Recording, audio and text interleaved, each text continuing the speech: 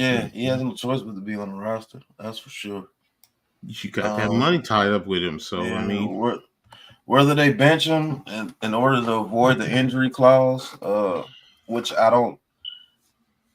I can see them doing it, but they're gonna have to do it in a way to where they won't get penalized for doing that. Because if Daniel Jones comes out and say, "Hey, you're doing this to me unfairly," that's gonna open up a whole can of worms. You see what I'm saying? mhm.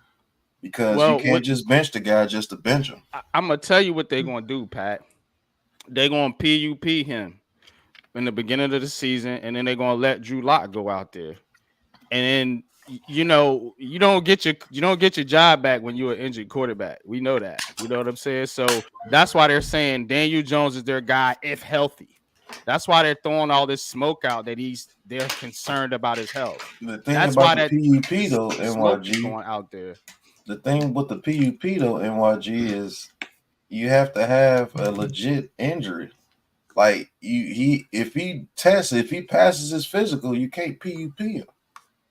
You see what I'm saying? If he goes out there and passes his physical before training camp, then what? You can't PUP him. You can't Yeah, just throw but somebody on injury reserve if they're not injured. right, and I understand that, but the thing about it is a lot of NFL teams will nurse an injury. You know what I'm saying? They will baby the injury along just for that.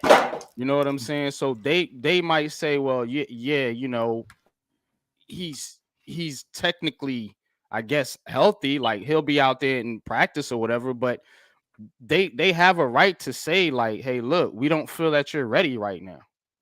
And if he's not ready throughout the whole training camp or throughout towards the end of the going into the regular season, they're gonna start Drew Lock. But the thing is, Daniel Jones is a human being. He knows himself, and if it shows that his medicals are pretty good, all Daniel Jones has to do is say anything, and there's the can of worms. But is Look, Daniel Jones gonna say that? if my career is on the line, yeah. Why wouldn't he say anything if his career is on the line?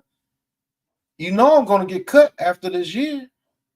And then if I have the moniker of me being a broken down ACL quarterback, how I'm going to make some more money? So if I'm healthy, yeah, I'm going to say something because my career is on the line. Yeah, I always feel like NFL teams find a way to kind of nurse these injuries and baby these injuries and kind of force the player to come back a little bit slower than they want to. You know what I'm saying? So, but Yeah, we'll see. I We'll understand see. that, but this situation is different because this is make a break again for Daniel Jones. His back's against the wall Yeah, again. Make a break. you And you have in this situation, um, it's remember it's collectively bargained. So what does the CBA say? As far as players now, to your point, NYG teams do have a right to go slow and bring a player back. A player may say, "I'm ready, I'm fine," but the bottom line is, what did the doctor say? And Right. yep. that's where Shane and Dave will always cop out, because if the doctors Hmm. say, you know what, let's take it slow with him, Daniel Jones has no choice. He may say, I feel fine, I'm ready to go, but if the doctors say, now can he go to the union and say, Mm-hmm. I need a second opinion, and the Yep. union pay for a doctor to get a second opinion? Yes, he has that right. But in the beginning, the team does have the control. So they have the right to say, we're investing XYZ amount of money. Shane and Dable have just said he's the quarterback. They're doing the right thing to him. They're showing support to him. Fans may not like it, but that's what they're doing. So Daniel Jones can't go to the union and say, well, they're holding me back. No, no. First of all, you have a serious injury. It takes time. Mm-hmm. Not only the knee, but you also have your spinal issue. Yeah. We have to look out for you. Forget football. We have to look out for you for your quality of life after football. And apparently that's the injury, not to cut you off, coach, but apparently that's the injury that they're worried about is the neck. From reports or rumors or whatever you want to call it, they're more concerned about those neck injuries than the ACL. Mhm. So that's really what it boils down to with Daniel Jones. So both you guys, you have valid points. You're right with what you're saying, but when you put it together, the team does own his rights to in that regard because of the money they invested in him, and as a player, and Pat, this, NYG, coming from the basketball spectrum, players want to go out there. That's all they want to do. They just want to play. Yeah, Yeah. sometimes you have to save You them from say themselves. Yeah. exactly. So Mhm. and look, I mean, And we may be in a situation like that, Coach. They may have to save Daniel Jones from himself. exactly. Because who knows how bad those neck injuries is. I know it's serious because he had to come out, 3 games after that hit from Mm-hmm. Miami? Mm-hmm. And then he didn't look right in the Raiders game when he came back. He looked a little loopy, and then dude backed into his knee, and that was it. But Yeah. those neck injuries are serious, man. And if you have to protect them from themselves, so be it. But Mm-hmm. I'm not going to sit here and say that the man is just the worst quarterback to ever play. That's crazy. Like, if you don't like the guy, that's cool, but at least keep it real on his name. Don't trash his name too. Like, that's ridiculous. Yeah, man. But let's get into this draft, man. Let's talk about this draft. Now, what are we looking at pick 6? We talked about the quarterbacks, but the other option there is the wide receiver. And I think that's how it's gonna go down. They could go corner. They could go O-line. Hell, they could take Brock Bowers, but I feel like honestly, this thing is coming down between either them taking a quarterback or if for whatever reason their quarterback ain't there, them saying, "Hey, look, we just gonna go wide receiver and try to build up the team and run it back." But Hey, Tudo with the $4.99 super chat. salute Tudo, appreciate that, bro. But definitely, man. So out of the wide receivers, give me y'all's top.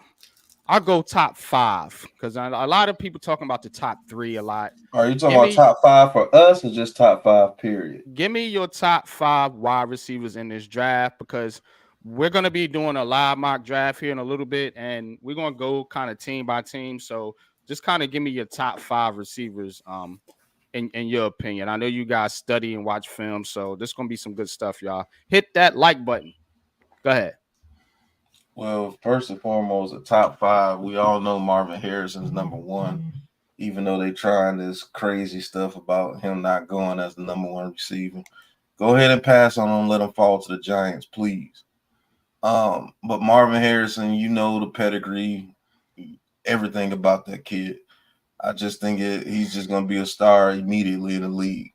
Malik Neighbors is not too far behind. I had to look at Malik Neighbors a little more closely after Coach told me about him.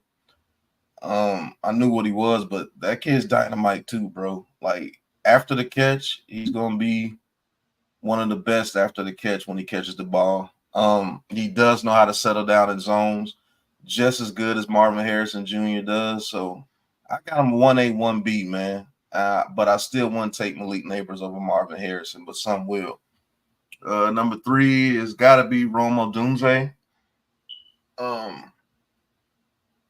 He gives you everything too. Now the thing with Rome Odunze is he may start off slower than what Malik Neighbors and Marvin Harrison Jr. do, and I think people are gonna start. Like, say if he came to New York in his first season, he only has like 60 catches for 700 yards, like a Slayton season. Mm-hmm. That will probably be his floor. You know how Giants fans are; they're gonna start saying, "Oh, he's a bust" and all this crazy stuff. Yeah. I think Rome Odunze starts off slow, but once he gets into it, his groove, he's gonna be one of the top receivers too.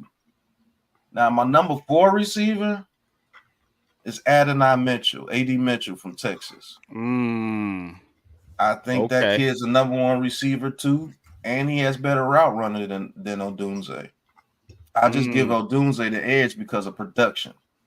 Odunze has shown that he can do the production that AD Mitchell hasn't shown at Texas and Georgia. And I will say due to some quarterback play, but I think if you give that kid a chance, he's going to turn into a number one receiver. And then after that, to be honest, it's between Brian Thomas, Rome Wilson from Michigan, and Xavier Legette from South Carolina.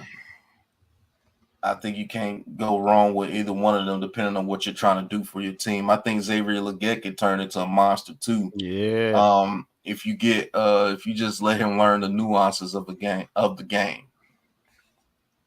But yeah, I truly believe that's my top 5 with a couple of spoilers in there. But I don't know what you guys think. I like it, man. I like the top 5. I ain't got no pushback.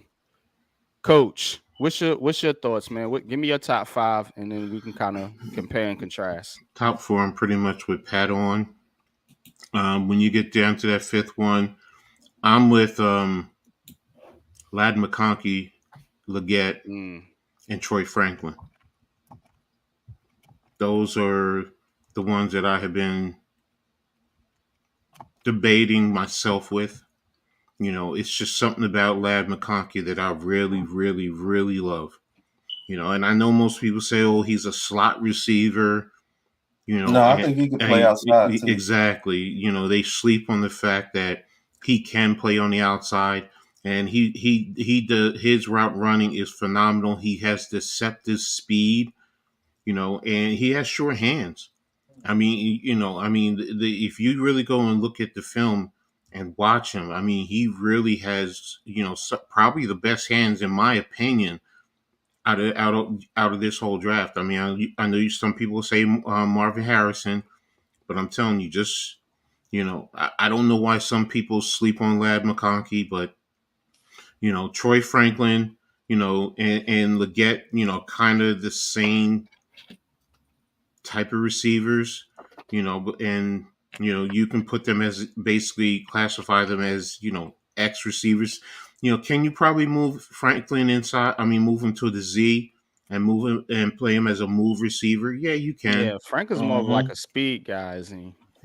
Yeah, but the thing with Troy Franklin is, what's his nuance as a receiver besides his speed? What else does he do? You see what I'm saying? Like, I don't think he's going to be a route runner like a Jefferson or somebody like that.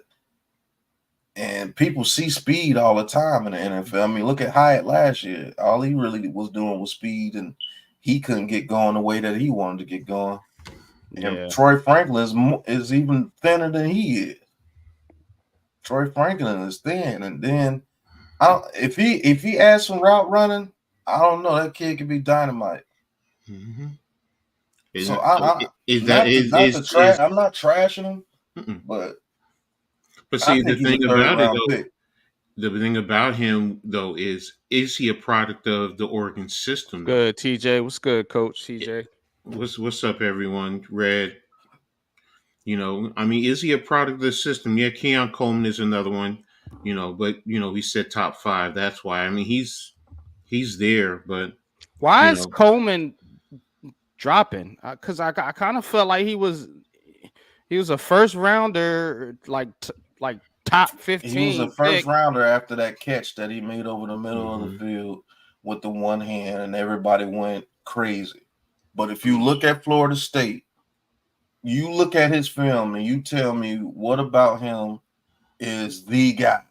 I think he would be a great possession receiver in this league until he learns the nuances of getting route running and getting off the line of scrimmage. But to me, when you look at his film, he's a great possession receiver if you use him in that way. But if you draft him to be the guy, you might mess him up. I'm just going to be honest with you. I think he would fit well with us because of the speed we have on the field. And if you can let him monitor the middle of the field and catch those 50-50 balls at back shoulders, he could be Hodgins on crack. That's what I think he could be.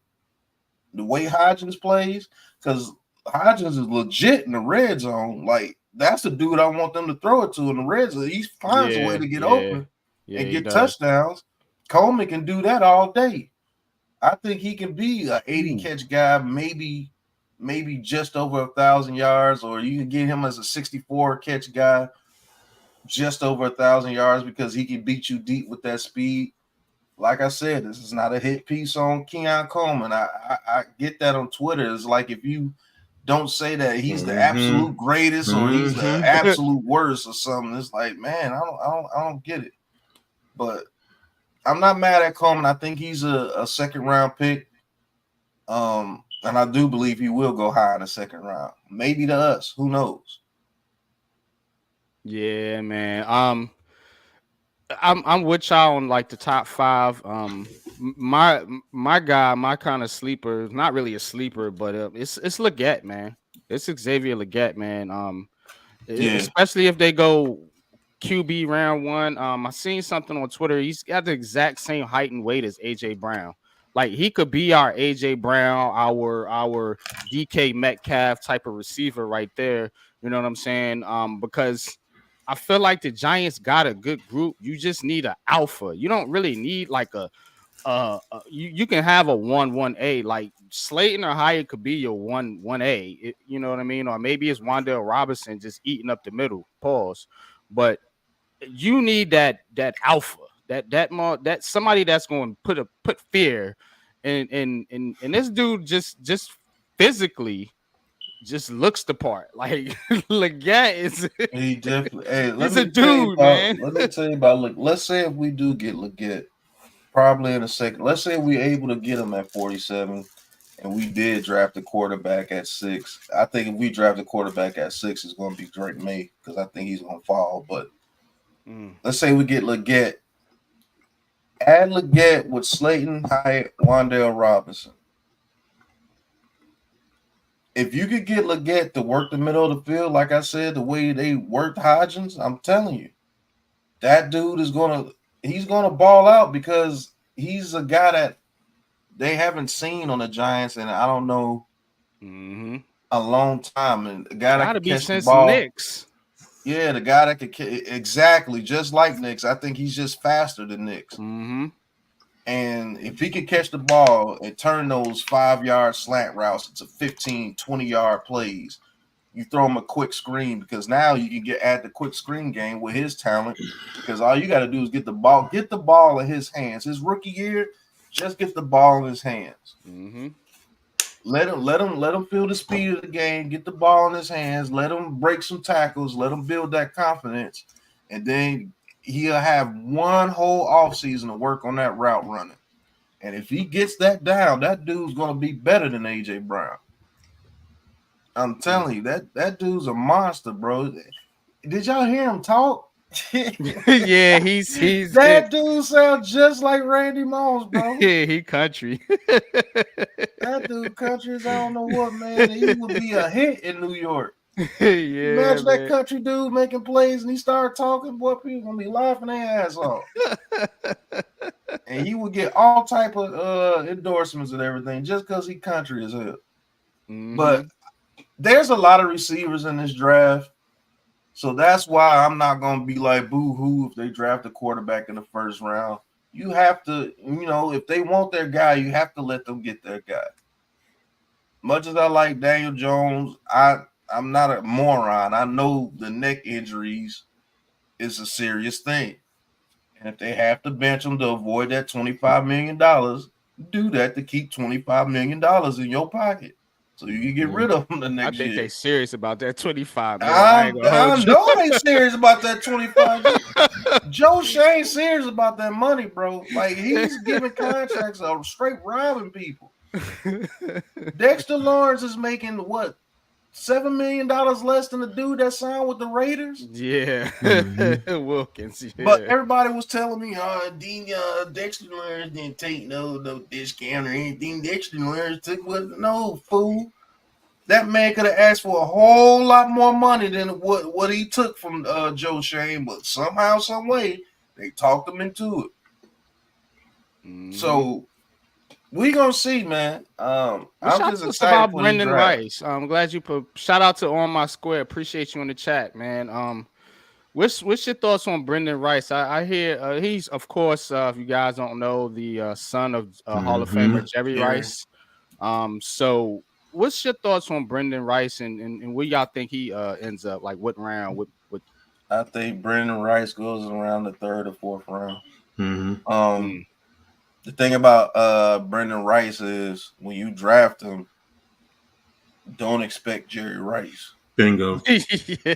yeah. Bingo. because he's not on nowhere near his daddy's level on any aspect of receiving. Can he be a good receiver? Yes. I say if you put him on a team like the Raiders, I think he can shine. It just depends on the system that you're running. If you're counting on him to be a number one receiver, good luck. But a possession receiver that you bring in, like the dude from the 49ers, what's his name? Mitchell.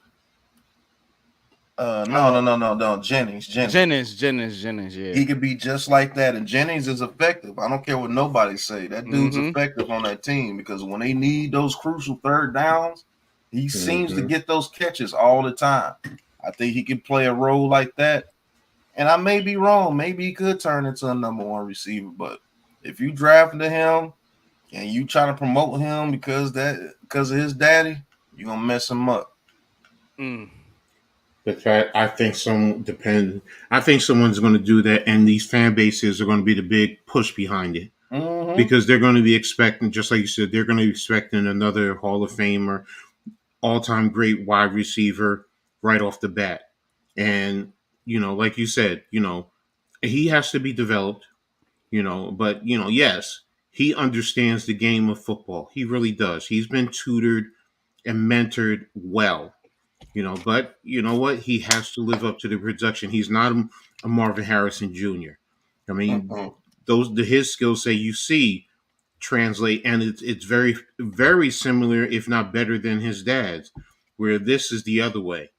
I mean, Rice. Um, he has something to work up to. But yeah, going to the right system. To be honest with you, Pat, I wouldn't be surprised if Chicago takes him later in the draft Yeah, me because that too. would be the perfect matchup. Because you Mm. have, if you're going to take his quarterback, what better way? And then those two continue to build, and now that way within the Wow. NFL system, he really builds himself up. And that allows you to put Keenan Allen in the slot and let him run Hmm. that Woo. Z receiver. Yeah. Yeah, they setting Caleb Williams up pretty damn Yo, good over that's there with nice. DJ And we Moore, talked Keenan about Allen, that. Remember, I talked to y'all Cole Kmet. about pairing college receivers Yeah, with the that's coming quarterback. a thing now. I didn't You even spoke think that shit about up Brendan 2 years Rice though. ago. Yeah, I didn't Yeah, even think about Brendan Rice and Caleb Williams. That'll be kind of dope for the Bears. and Keenan Allen is the perfect guy for him to learn because Mm-hmm. I think if he can mold his game around like a Keenan Allen, then he would be dope. He would Hmm. be dope. And Hmm. him being that third receiver, let Keenan Allen go to the slide and DJ Moore do his thing after. Yeah, Caleb Williams gonna have some weapons, man. Mm. Says what DL says the tight end too over there. So Yeah, yeah, Cole Kmet, and nice. and then Mm-hmm. you also have And a then they got decent Swift. Mm-hmm. Swift, and you also Mm. have a defense. You Yep. Yep, have a got a defense, defense, so and they have been working on their offensive line just like we have. So and that yeah, and but see now, I'm glad you went there with that, Pat, because we've been talking about building a team before you get your quarterback for the most part, facts. Yeah. and this is what Chicago has done. Mm. That's what some people don't see. Now, if you go get your quarterback, yeah, you're right. Now you do it. You're in the right position. Chicago's perfect, but they built a team around that. If that quarterback goes in there, even as a rookie, just let your guys do the job. Get them the ball. You work on yourself as you grow and expand your game. But in the beginning, just let the guys do the work for you. Guess what, Coach? Guess what they're gonna say if Caleb Williams has a good season next year? It was all Caleb Williams. They didn't Yeah. have no foundation before he Exactly. got there. Exactly. That's exactly what they're gonna say and look Now- like a bunch of dummies to people that really let know me the game. now let me ask y'all something. Let me just ask y'all with what the Giants have done. Just be honest. You chat, y'all could chime in. Appreciate y'all. We got almost 100 in the chat, man. Y'all lighting it up today, man. Let's go.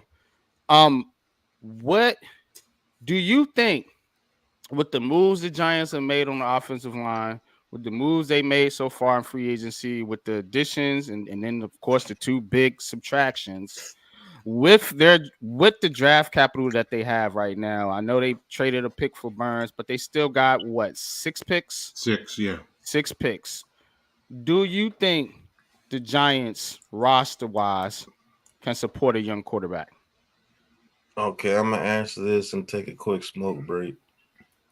The addition of Illuminador, I believe that's how you pronounce his name, Illuminador. Yeah, I call him And- light skinned Jermaine. That's his name. Yeah, light skinned Jermaine. Yeah, that's good. Light skinned Jermaine. John Runyon. I will say this, and I said it in my video. This shit gonna be up to Evan Neal, bro. Talk about Because it. if Evan Neal blocks at right tackle the way that he's supposed to block, I have confidence in Runyon and light skinned Jermaine. Now we got two veterans that know what they're doing. John Michael Schmitz is going to get better. Andrew Thomas is already that dude. If Evan Neal blocks, I feel confident in about any quarterback that you could put back there if Brian Daboll is what he is advertised to be. I truly believe that, because now our receivers will get better. You're able to run the schemes better because now you have protection. Yeah. So if you feel JJ McCarthy or Drake May, who I want no part of, but if you feel you can fix Drake May, I believe that offensive line is the key, and the key to the offensive line is Evan Neal. If Evan Neal plays well, we play well. If he looks terrible again, we're going to have to replace him and maybe put him at guard, or I don't know, man. But I think this is a very key year for Evan Neal. Either he takes us over the top or we go back to the drawing board. You know what I'm saying? But light-skinned Tremaine could probably play right tackle pretty well. He did it with Oakland. It's just that you put so much into Evan Neal. He was a number 7 pick, correct? Yeah. You've put so much into Evan Neal, and people are not realizing what you said, NYG, is why you're kind of hard on him. His 5th-year option is coming up after this year. Yeah. People do know that. They're going to have to decide on his 5th-year option next offseason. And his 5th-year option is what, 20-something million more than likely? Yeah. So you're going to have to decide on that. Mm-hmm. And has his play told you that you might not even want to give him a vet minimum option the way his play is there? So, the pressure's on him this year more than it was last year. Last year, I was like, it's going to be because of him. Now, for real. Because if those other guys are blocking and they see that you're the one that's causing somebody to get clothesline, they're going to put light-skinned Jermaine at right tackle, put Runyon at right guard, and one of those, that guy from the Buccaneers will be playing left guard. Believe me that. I promise Steiny you. or something like that. Yeah. And then they got the other guys to swing tackle. So I'd rather pay him vet minimum for swing tackle to pay you 20-something million for swing tackle. So and that's why he needs to go to guard, man. That is why I want this man at guard, man. But coach, what's your thoughts? Yeah, I understand what Pat is saying, and it makes a lot of sense. You know what I've always said. I haven't seen enough of him. The kid has only played really 20, a little bit over 20 games. Yeah, a lot of it is injury. I get it. You know, the best ability is availability. So that's where it always starts. But in the same token, we've said, well, is it Bobby Johnson? Has he been coached up right? The kid has talent. He has talent. I mean, I see it. I mean, I'm sorry. My eyes don't lie to me. I've gone back and I've looked. Yes, there are issues with his get off. You know, Pat has talked about it. Stotts has talked about it. You know what they're teaching. So is that the issue? Because if he hasn't been coached up, and everyone wants to get rid of him or move him inside the guard, but now this coach comes in and coaches him up, and now you're seeing the talent. Then it just really, like Pat says, he becomes the X factor. I still have concerns about the middle of the offensive line. Before I worry about the edges, I always worry about that middle right up in there. Because that to me is your heart and soul of your offensive line. That's your quarterback's face and passing situations. That's your short yardage situations, 3rd and 1. What have we been? Yeah. What y'all know I bitched about that. Man, why are we have? why are you going spread when you had a back like Saquon, when even at 230 pounds, if the offensive line gets some kind of fucking push, his big body can at least get you short yardage situations. So that to me is, you have to solidify the interior of the offensive line. I get the edges. I get the tackles. I understand their importance, what they're supposed to do. But the fastest way to the quarterback is not off the edges, ladies and gentlemen. It's right in the quarterback's face. Mm-hmm. So I think I'm not, my bad. Go ahead, Gus. My bad. No, I was just saying, as far as Neal, I understand the thought of moving him inside, but like I said, I see talent there. It's just his get off. I've said it before. Maybe he needs to lose a little bit more weight, because now, some teams are getting down to tackles, even at right tackles, at around 315, 320. He can handle that. He's athletic. He has some long arms. I just see issues with his get off and some of the teachings that, Bobby Johnson was teaching. So is this new O-line coach, going to help that? And what in the play calling and the schemes, what are they doing? What type of an adjustments are they going to put in, in reference to that, instead of, quickly attacking, in your pass set most of the times, giving a tackle like Neal the time to get depth, to see what's going on, to pick up twisting, things of that nature. So, I see a tackle, but the kid is also at Alabama. He has played inside. So if you have to move him to the inside, and JE, I'm gonna call him JE for Jermaine Illuminor. if you want to move him to the outside, okay, and they've done Shane has. I mean, they've loaded up on offensive line. They loaded up on, and I was what we were talking about in the draft. We need to get at least 2, maybe 3 offensive linemen.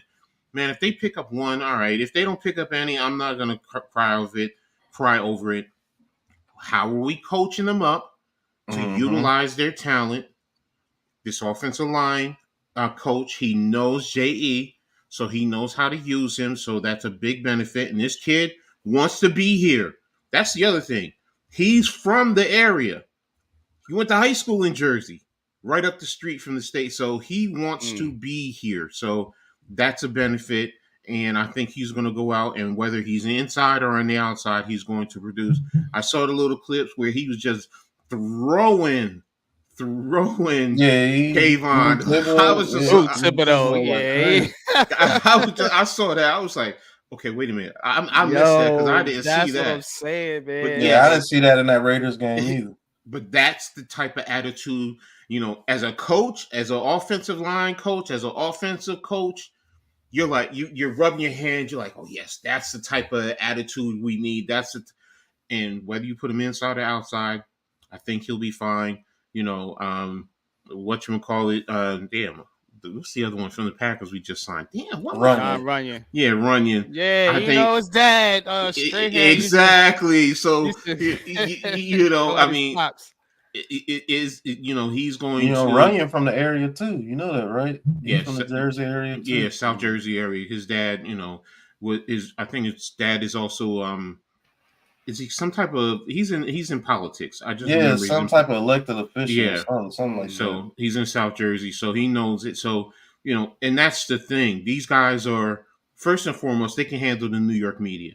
So anything that the fans or the media throw at them, they're just going to brush that off. Thankfully, and they can Light teach skinned Evan Jermaine done Neal. won over the damn media already. Yeah. Mhm. They What is can So- teach Evan Neal how to handle this media as that's- well, because that's he the thing. he hasn't so See, far. you see, and that's the other thing too, Pat.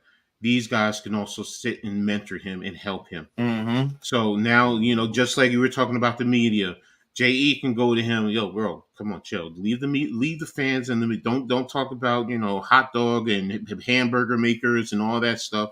Yo, let fans. Here's how you speak to the media to speak to the fans, and you don't have to say anything, and fans will just leave you alone. I would like to say one thing ahead. to defend my brother NYG about Evan Neal before I take a quick break. I'm thinking the way he's thinking. Can you imagine that Mauler, Evan Neal, right by Andrew Thomas at left guard? Mm-hmm. Could you imagine the running game if we had a bruising running back?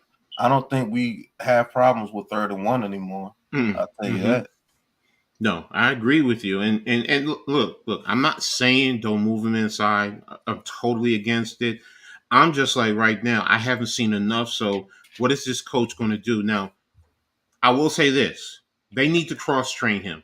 And they need to be doing that now. Yeah. You cannot, I'm going to say NYG. If they just strictly leave him at tackle going into the season, then you cannot move him inside. There's no way you can do it at that point. Now, right now, they should have been doing that. At least, I've heard the reports. They've had discussions.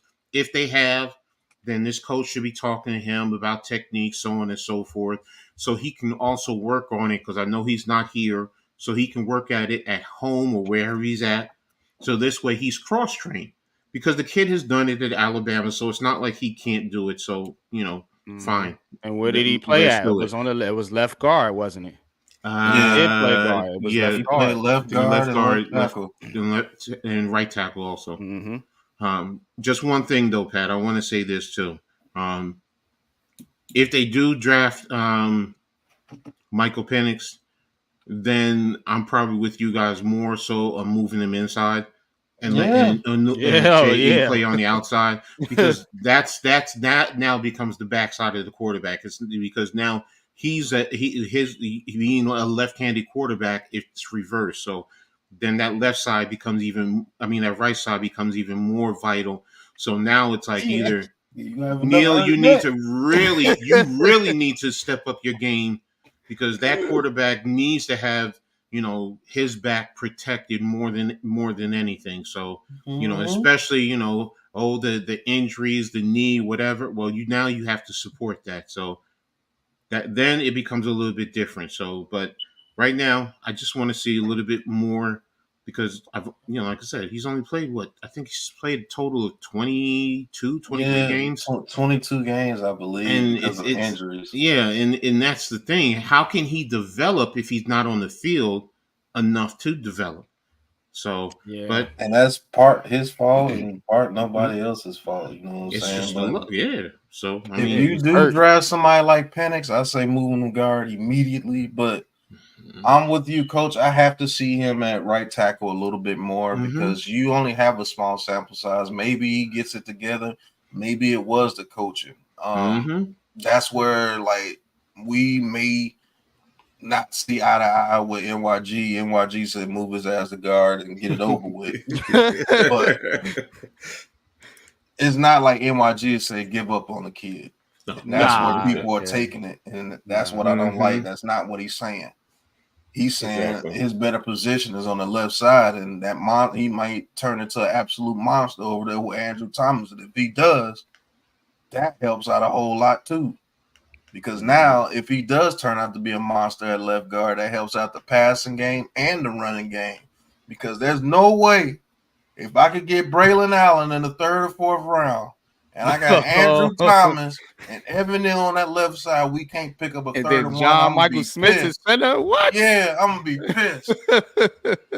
Man, you don't know how much cursing me and the coach did last year because we could pick up a 3rd and 1. Oh my gosh! 3rd and inches. It's like, Jesus, y'all don't understand. I played that position, and it's just like whether it's center, it's the guards, it's the tackle. 3rd and 1 as an offensive lineman, you're like, That yo, should we be got this. automatic. We got this. Let's go. It's just like, look, defense. We're running right here through this B gap. Stop us if you can. That's my mindset. When I'm a player, when I'm a coach, I don't care if you know what I'm going to do. We're just going to play an offensive line. Is, you know what? I'm imposing my will upon my opponent, and I'm moving him Yeah. from spot A to spot Z. Plain and simple. And he's not going to be able to stop me. I'm going to just move his fat ass out of the way. Plain and simple. Yeah, But I mean, partying in our backfield. Right, that's the man. thing. It's ridiculous. I'm tired of it, man. I'm tired of it. Shout out to the chat, man. What's up, LRP? Thanks for being in. What's fella. good, Right man? back, What's good, fellas. everybody, man? Appreciate everybody joining in. I'm gonna get to a couple comments here in the chat. BK Goodson, what's up, man? Says, what up, crew? What do y'all think of Milton from Tennessee? Developmental. He's a developmental in person. I mean, I know he has good size. He has very good size, but his accuracy. I mean, there's times where, you know what, you got a guy right open in front of you and you put the ball in the ground, man. Mm-hmm. I mean, it's, and yes, he has a cannon of an arm. He could put the ball downfield, but, and he has some maneuverability. Don't forget also, I mean, and it could be a good thing and a bad thing. How many schools has he played in? So he's bounced around a lot in college, so, to me, that dude been in school for like 5-6 years almost. Yeah, no, I think it's 6 years. I think 6 years, if I'm not mistaken. Yeah. So and I don't want to say that that's a coming bad into issue, the NFL as a veteran. but the thing is, if you're played that long, then your skill set should be reflective of that. Yeah, it feels like he's maxed out. What do you think, Coach? Yeah, no, it's I don't know. Some of it I question systems that he's played Neymar, what's good, man? What's good with you, Neymar? Exactly, man. He's a super senior, but some of the systems he hasn't played in, to my knowledge, NFL caliber offenses. So then that goes into his development. Tennessee, it wasn't, you're sitting there, you're going reading going left to right. You got your 5 read before you make a decision. It's here it is. You got your vertical attacks for the most part, switch routes on the outside, put the ball. You're playing lesser talent, so and he's, like I said earlier, he's not overly accurate. That's the biggest issue. And the other one that I've heard is he has a consistent fastball. And I don't have a problem with a quarterback who has great velocity, but you also got to know when to pull the strings and have touch, and put some touch on it, because those receivers are going to be coming back. Damn, bro, stop trying to rip my damn head off with the ball. I'm sitting right in front of you. You could damn near lob it to me and I'll catch it. And he's like he's like a Mac 10. Just out there ripping it all over the place. So. Yeah, man. Jay says tackles just can go from good to terrible to 3 years. Sorry, man. I agree, man. I agree. Bronx native says it's pronounced El Luminor. Mm-hmm. All right, I'm gonna still call him light skin Jermaine. Take a while. Tudo says Evan Neal is a natural left guard and he can't adjust to any other positions, mate. He ain't versatile and a slow learner, and they force him to bulk up, and he can't with all his injuries. Fair point, man. I think he looks like a natural guard to me, but we can agree to disagree on that one. The versatility, he's proven he can play multiple positions at Alabama. That's why it's like, I get it. I understand because, he hasn't produced at a right tackle. And don't forget, he also produced at left tackle more than anything at Alabama. And he's not going to get that spot here. Right. That's why I say put him on the left guard. And if something does happen to Andrew Thomas, you can slide him over to left tackle. Because look, right now, as it stands, who's your backup left tackle? It's going to be, I guess that guy from the Lions. Yeah. Because Illuminor plays on the right only at tackle. He's played guard at left, I think, but he's only strictly a left tackle, a right tackle. Yeah, I think he's only as a tackle. I think he's only a right tackle. I don't recall him playing or haven't heard. I think he has played left guard though. So I think you're right on that. Yeah. Miz, what's good? The link is in the Big Blue Crew chat, Miz. You can more than welcome to join the show if you want to. Matt says bringing the QB needs development in subpar roster. Exactly. I'm gonna skim through some of these comments. No shame, yeah. NFL reality check says bottom O-line and no team around him made the playoffs last 10 years. It's CJ Stroud just this past year. Yeah, man. Yeah. We can't expect every quarterback to be CJ Stroud either, man. People have to realize that's the outlier, not the norm. George Pickens is a viable wide receiver one. Well, we'll see. Miz says not giving up on Neil. No, we're not. We're not gonna give up on him, man. We just want to move him in the guard so our line is more effective. Because that's another thing. How many games is he gonna get? You know, how many games do you give him? You see what I mean? How long is it? You're gonna give him the whole season, regardless of how he plays? I mean, it depends on if you cross train him. If you do not cross train him, then it's do you give him 8 games in the regular season? How's the season going? Because it's don't forget, it's not just focus on him. You have to see how the season is going also. And can you are you able to do certain things with him, and are you stripping back your playbook, because that's the other thing, because these plays you can't run because of him, the personnel, I mean, it's a lot, but as far as him right now, if I'm not cross training him, right now I'm saying he has a year tops. I mean, tops. On my square says Neil's problem may be the same problem Thomas had. Thomas' problem was guards were trash, so he had to play tackle and guard. Once the guard play got better, so did Thomas. That's in the beginning, but then again, once his game skyrocketed, it didn't matter who was at guard with him. Because other than last year, I mean, last year he got hurt, but Jay says you can't fix slow feet, man. Like, yes, you can if you lighten the weight. See, and that's the thing. I'm telling you from experience. I'm telling you from a man who's been from over 400 pounds to under 300 pounds. There's a big difference when you lose the weight. Your speed does pick up. I'm not saying he's going to be running a 4.2, 4.3. Hell no. But it does help in some of his quickness, and he's proven he does have a level of quickness.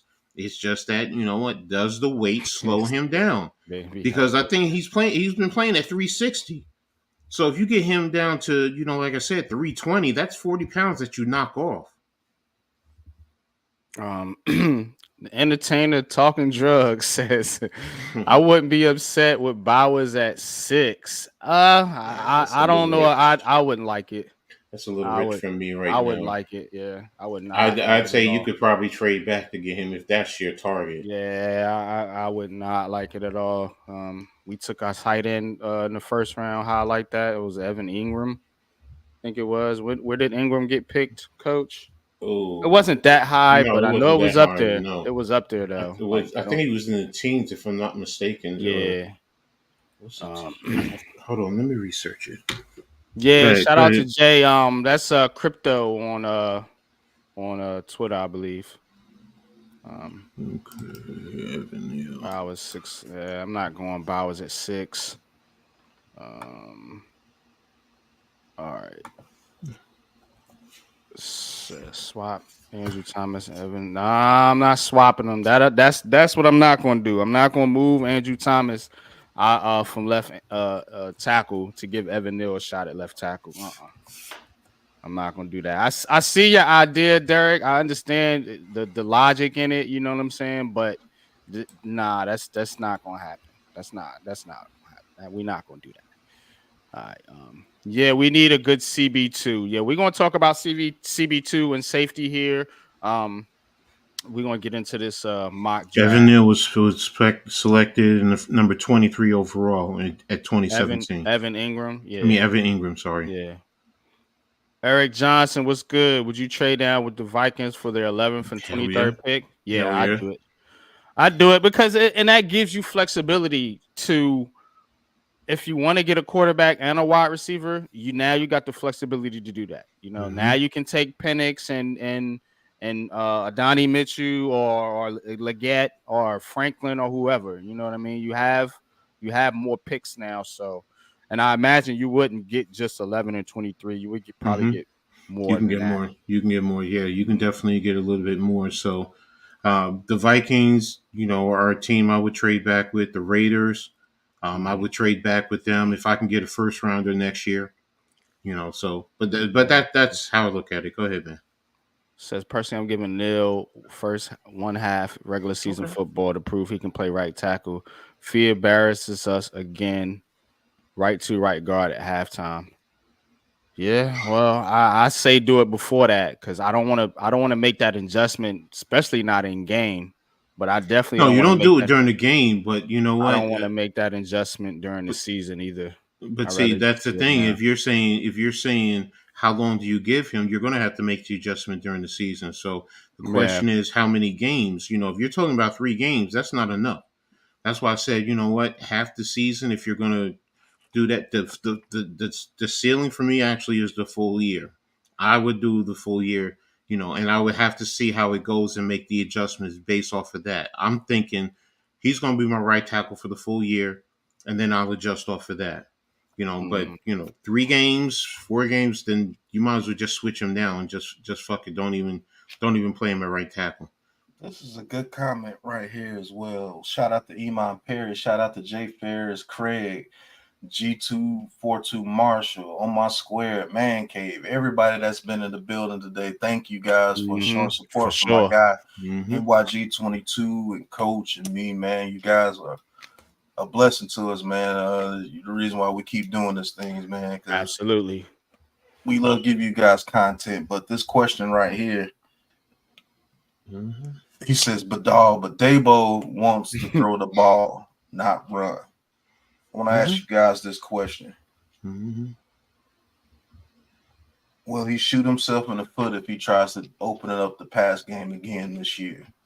Instead of, let's say out of 100 plays, how many plays do you guys think should be run plays out of 100 plays? Me, do I think?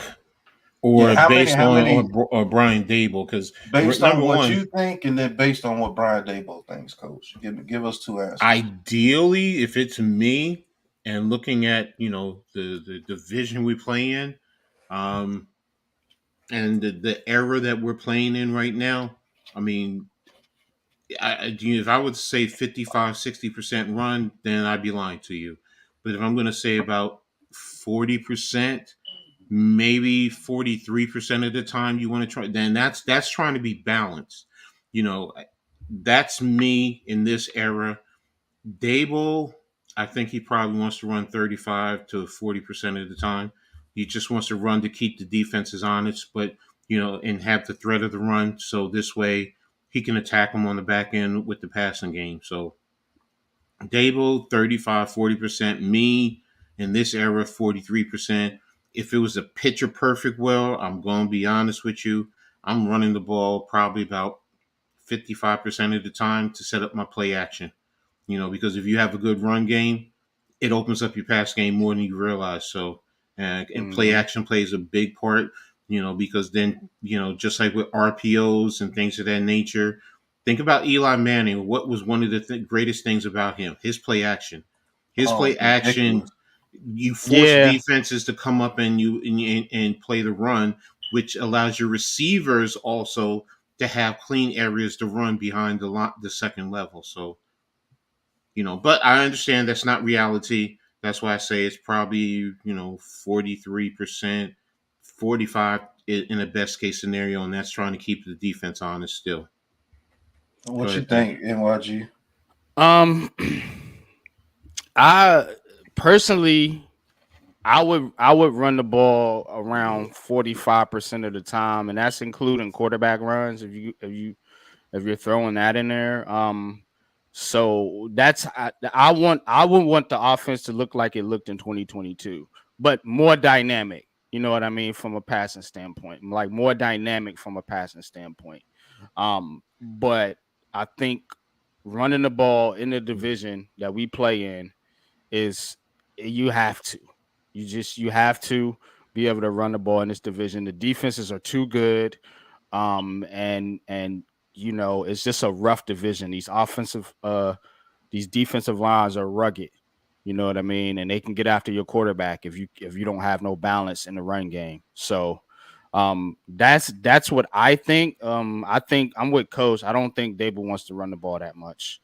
I think he wants to replicate. I think him and Shane, they're trying to replicate Buffalo as much as they can. You know what I mean? And what I mean by that is Dable's offense, and we talked about this last year. Your quarterback got to play some hero ball in his type of offense. You know what I'm saying? And so and we know what that looks like. You know what I'm saying? So he's gonna want to throw the ball when the play breaks down. Look for your quarterback to get outside the pocket and make a play. That's Brian Dable's offense. So I don't think he's looking to run the ball. I mean, they're bringing in Runyon's more of a pass protector. Illuminor, he can get it done as a pass protector. So I'm thinking that's the route they want to go. But NYG 22, I want to run the ball. I want to run the football. That's just All right. Coach Dave wants the link. I don't know if you want to give Coach Dave the link, but he wants to come on and say something real quick. If you want to come on and say something, we're not going to get into a Daniel Jones debate. So I'm about to fire up this mock draft. So who sounds like a slave? That's what I'm trying to figure out. Join us for that. That's fine.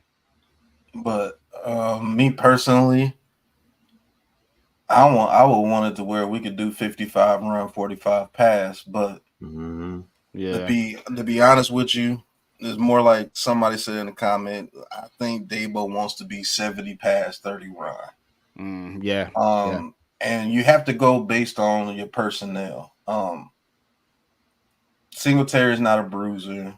Eric Gray, I don't believe, is a bruiser. Mm-hmm. No. We don't have a bruising running back. So what's going on, C-Web? What's up, bro? If we get a bruising running back, I might change my mind on what Dabo wants to do, but I think you have to go based on your personnel. And this is the reason why I want a bruising running back. Because we're in a division where you get those 3rd and 2s, 3rd and 1s. Yeah. And it's mano-y-mano out there. And for the past, Coach, 6 to 7 years at least, what do you always say? We've been getting bitched. Yeah. Yep. See what I'm saying? Yeah. I want to change that scenario. I want to change that, what do you call that? Whatever you call it, that moniker that we have, that when it comes to in the trenches, we get bitched. And and you got to put it that way. It sounds bad, but it is. 3rd and 1s out of 10 3rd and 1s, what we convert, maybe 2. Yes. And that stops drives, bro. Because if we can pick up those 3rd and 1s, we get a whole new set of downs. It tires out the defense. Why you think that touch push is so crucial to the Eagles? Yeah. That shit pisses you off because damn, we work all this hard. These motherfuckers can do a touch push on 4th and 2 and get it. Now we got to worry about these monsters for another whole set of downs. And it just keeps wearing on you and wearing on you and wearing on you. That's why they're able to bring in multiple running backs and all of them have their career years when they go over to the Eagles. You want to know why? Because they bitch people on the line. Thank you. It's just that simple, man. And that's it. I say bitch, they bitch you. Other people say it's bully ball, whatever you want to call it. Mm-hmm. But you know what? I said it earlier. Playing offensive line is imposing your will on the opposition. To be able to move another man from his spot, move him. That's my point. You know, you think about somebody coming up to you and just pushing you. You're gonna give some type of resistance. You're not gonna allow them to move you and just push you all over the place. That's offensive line play, bro. It's just that simple, especially in the Yeah. run game. Especially in the run game. You know, if you got a 380-pound mammoth in front of you, you have to be able to move him off of that spot. Because if not, if that's where you're trying to run, you have to move him. And that's a mindset.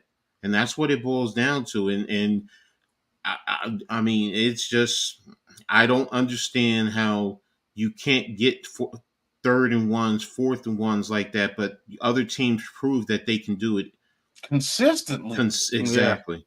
You Like know, and, go ahead. I'm sorry. no, That shit pissed me you off can't, again. like you said, 20% as an example versus you're getting 80%. That's the thing, and like Pat says, that sustained drives, that sustains success offensively, that demoralizes the other team. If you're playing in the other team fan base, that demoralizes their fans, and that takes them from yelling at you as the opposition to yelling at their own team. And guess what you do as the opposition when you're on the bench after coming off a successful drive and you hear the fans, you turn around and you just laugh at them because you just made them turn on their psychological warfare. And that's the thing. Offensive line, to me, it just, I've said it before. The offensive line dictates your team. Yep. It even helps your defense because if defense comes off of the field after getting the offense the ball, and now you already start to say, I hope they can at least get one first down because I'm tired. I don't want to go back out there. They go 3 and out, and I'm back out there. And I've only been out here to scratch my butt for a second, and now I'm going back out. I'm going back out there to play again. That's the thing with the offensive line, and that's why I always say the offensive. And I get it. I get the quarterback. I get all of that. I understand all that. The most important in this era.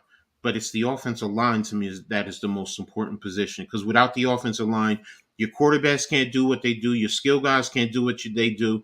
Even your defense doesn't get the rest. Your special teams, your punt guys are back out there punting the ball and they're running down the field. And next thing you know, they're so tired because now somebody gets blocked and there's a crack. So the offensive line really sets up your team. And that's why, man, coach, you can't say it no better, man. It sets the tone for the game, bro. Yes. If your offensive line is good and your offense could sustain drives by running the ball, getting 3rd and 3s, 3rd and 4s, that tires out the defense. And guess what? It helps your defense to be more fresh. And when they get back on the field, they can get that offense back off the field. And now you're back on the field with another tired defense. And your offensive line is opposing their will even more. That's how you get those 38-10 games, 41-3s. Because you just imposed your will on that team. And they're tired. They don't know what to do. Exactly. And also allows... we're gonna get into this mock draft here, y'all. We're gonna and within an hour, we are an hour and a half in right now. I did promise a live mock draft, so I'm gonna drop the link in the chat if people want to come on and join the show. And we're gonna kind of do this. We're gonna go team by team, and we can kind of talk about each team needs. And I want everybody to kind of try to take their Giants bias out of this or whatever. And let's just pick some real picks. The real pick that you would think the team would pick. Yeah, you're right. So what are you using? What system are you using? I'm gonna use PFN. Okay. Their mock draft simulator. They allow trades, so does PFF. PFF, yeah. I usually use PFN. Okay. But I thought all of them allow trades now, so that's why I was just I think PFF, you got to have a subscription. I don't know. Nah, there's Sometimes one that's more realistic too. which one? I oh yeah, which one you saying, Pat? I think the PFF one is more realistic. The PFN, I If don't you know which one. One if of you them is want more realistic. NYG, if you want, I have a subscription to PFF. So I mean, but PFF. if you use the PFN, that's fine too. So it's just you let me know what you want. Okay, we'll try PFN first, Mm-hmm. and Mm-hmm. if we have Let's enough go. time, we'll do the other one. If not, we'll do that on the next show. So we'll do it like that. What's going on, Kev? Co-host Nix. Appreciate you Um, tuning in, bro. So, all right, let me share the screen here. Man, if we could get those 3rd and 1s though, bro, that changes this team, man. Yeah, That changes this team. The Shoot, offensive line changes the team because now you can run a scheme that you want to run because your quarterback has time, but people ain't trying to hear that. It's quarterback is God. Mm-hmm. Thanks, God. All right, can y'all see my screen? Yeah, you got to take that comment down though. Oh yeah, all right. Here we go. All right, let me hide the banner. Get into mock draft simulator here. Y'all welcome to the show. Let's see. All right. So we're gonna do fast speed, and we'll just do one round and let's get it.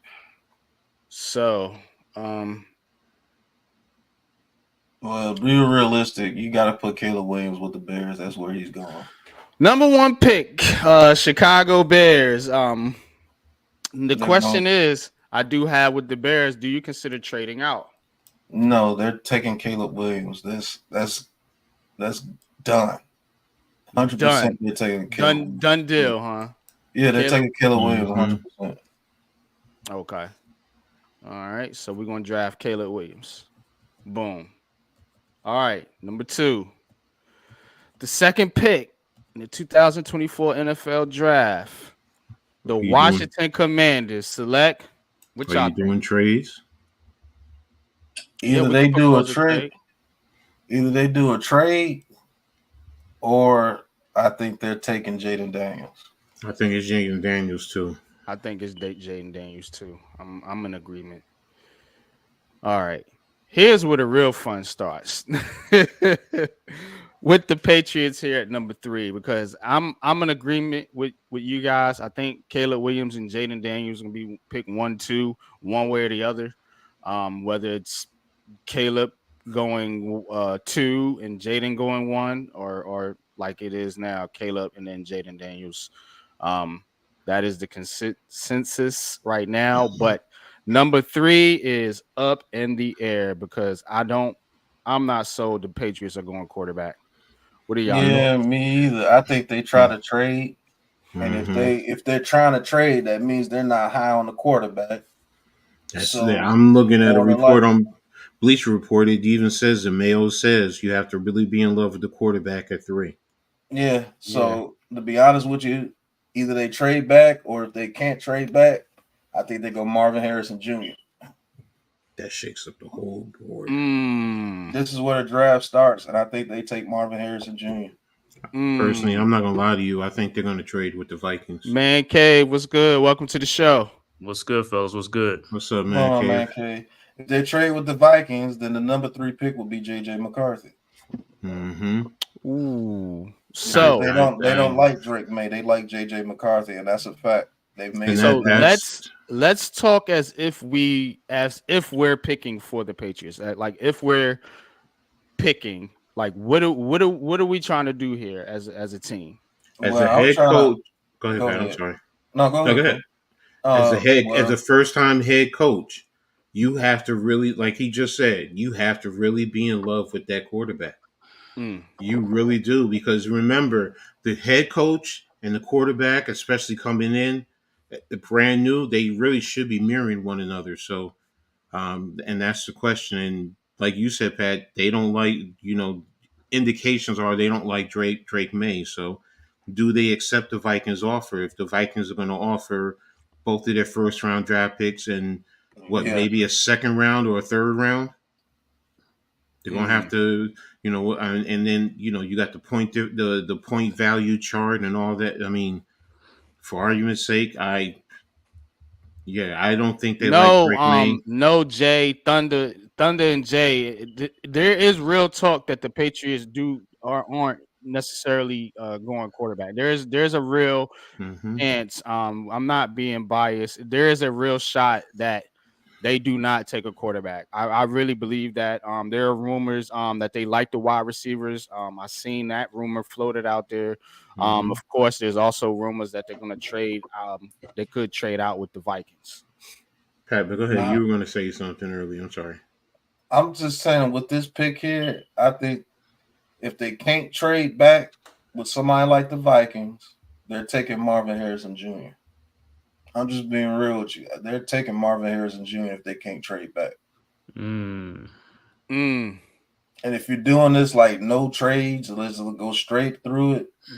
They're taking Marvin Harrison Jr. Let's go straight through it the first time because the trades really do take some thought. Yep, they really do. So what's up, man? K, what's your thought? Taj, what's going on, Taj? What's going on? The thoughts on some of the Redskins? I mean, the Commanders. No, the Patriots. What would be your pick here if you're New England? If I'm New England, let's vote on it. I would say they'll go with Drake May because they have no quarterback on their roster. Okay, and I could see that. I could see that. I could see if Mac Jones was still on the roster, but he's not even on the roster. Bailey Zappi, I don't think he's the answer, and that's about it. So I'll see them taking Drake May. Why not McCarthy over? Why not McCarthy over? Yeah, that's another possibility too, McCarthy, or they could just trade. They could trade out and stuff like that. I could see that too. Trade out and get trading. But without no trade, yeah, I could see them taking Drake May. Drake May it is. Okay, Coach, what's your vote? Since we're not trading. Yeah, pretend you're picking for the Patriots. Pretend you're that GM. You're the GM of the Patriots. If he doesn't really, I would think he would probably love McCarthy more than Drake May. Yeah. So you want to say McCarthy? Well, I mean, Pat, what's your thoughts? He said NYG. Really, it comes down to NYG. It comes down to you because we all gave you three different options. Pat said Marvin Harrison. Man cave said two quarterbacks. And I said McCarthy. So now it's on you. Said McCarthy. Pat said Marvin Harrison Jr. I'm gonna go with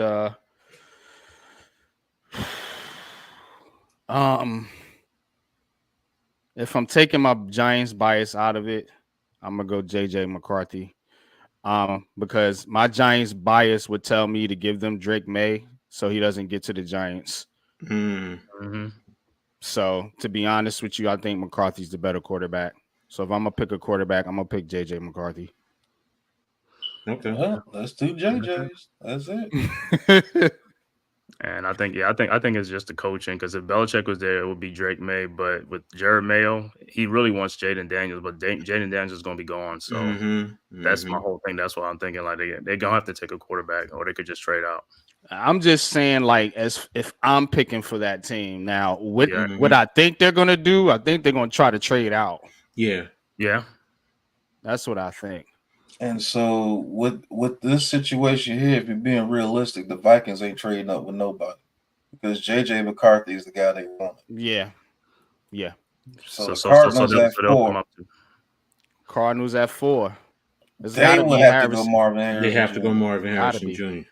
It's got to be Marvin Harrison Jr. because at this point, I mean, if you're not trading out, then they're not taking a quarterback. So now, is there any shot they go tackle? No. Who is their tackle? They have 2 tackles out there. They just picked one last year. Oh, okay. All right. Harrison Jr. It is. All right. Now, Chargers. Chargers. Is either Joe Alt or Malik Neighbors. And you think about the head coach right now. It's Joe Alt. Yeah, he, if you look at Harbaugh, and seriously look at him from his times at Run heavy. University of San Diego, look at Stanford, look at what he did and look what he did with the 49ers. He wanted his offensive line solidified so he can, he can run, even if he's going to pass, because he was still able to have an efficient passing attack. You got to fix that offensive line. And you has whatchamacallit over on one side, so you can have Alt on the other side, and that gives you your bookends. Yep, I think they go Joe Alt. Yeah.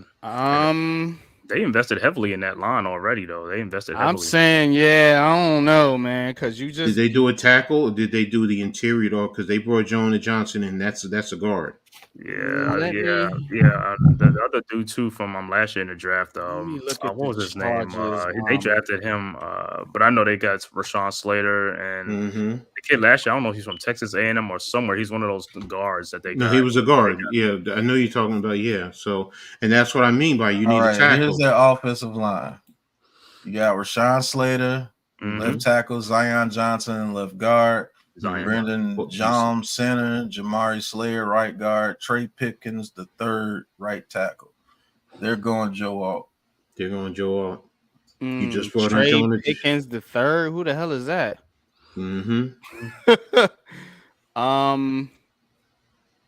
Dang, but they ain't. Only thing they got at wide receiver is Quinn Johnson and Palmer. But you have a deep wide receiver crew draft. You can get wide receivers later too. That's true. That man is going Joe Alt. That man has never been a super fan of wide receivers. If you look at what the 49ers did, they got veteran receivers and brought them in. They weren't drafting people. They brought in Crabtree and Anquan Bolden. At the time, I'm telling you, that man's going Joe Alt. And they might move Slater to right tackle, which he was playing before he had to go to left tackle. Yeah, I think I'm going with Neighbors. I'm going with Neighbors because Justin Herbert's a quarterback. He's a throwing quarterback, and you're paying this guy $250 million. And then I just thought about that too. He loves tight ends. Brock Bowers is in play too. Yep, Brock Bowers. He need weapons. All right, let's vote on it. Chat, y'all can get involved too. All right, we'll go. You said Neighbors, right, man? I'm saying Neighbors. All right, Coach. I'm saying Alt. Pat. I'm saying Alt or Bowers. I know it's not a receiver. So, man. The Thunder says. What y'all say? Let me see. Alt. Chargers, Slater's a tackle. Yeah, they have no receivers. He says Neighbor or Bowers. I think I'm leaning that way too. Quentin Johnson sucks. That's what I'm saying. They don't got nobody. That dude is awesome. Yeah, but don't remember, if we're saying just like what we're saying about us, you can get Leggett. You can get receivers later in the second round. They can get a receiver, and they're picking high in the second round. So, but if you look at the tackles, do you think if you don't take all, who do you think is going to drop? Pull up a list of tackles. But just the same thing we said about Evan Neal is the pushback because Slater is a left tackle. Alt is a left tackle. One of them's got to play right. Slater played right tackle. It was all pro when he first started with the Chargers, wasn't he? He was playing right tackle, wasn't he? I thought he played left. No, I thought he was left tackle. He was the left tackle. He was the left tackle. He played right tackle when he came to the Chargers. No, but Alt can also play right tackle, so it's not like he can't. So, but I know he can't, but the well, give him Neighbors. Give him Neighbors. Says Neighbors. Give him Neighbors. Yeah, Neighbors. All right, Neighbors. It is. Chat broke the tie. See, this is kind of how the war room is gonna, you're gonna have a back and forth. That's why I wanted to do this. He's at 10. He's at 10. Period. Right there. All right, Giants fans.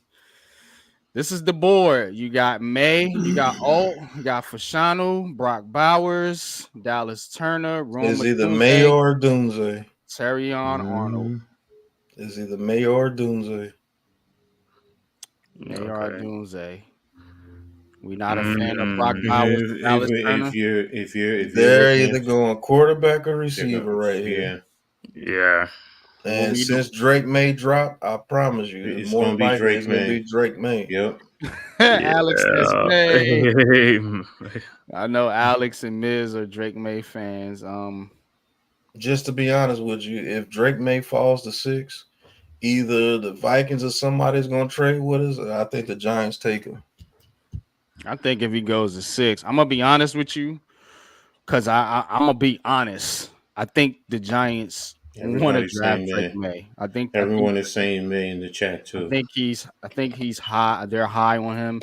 If I'm picking though, I'm taking Roma Doomsday. Yeah, Me too. But they're gonna take I'm May. picking, but if you want to make this realistic, I think they take Right. Drake May right there. Right. yeah.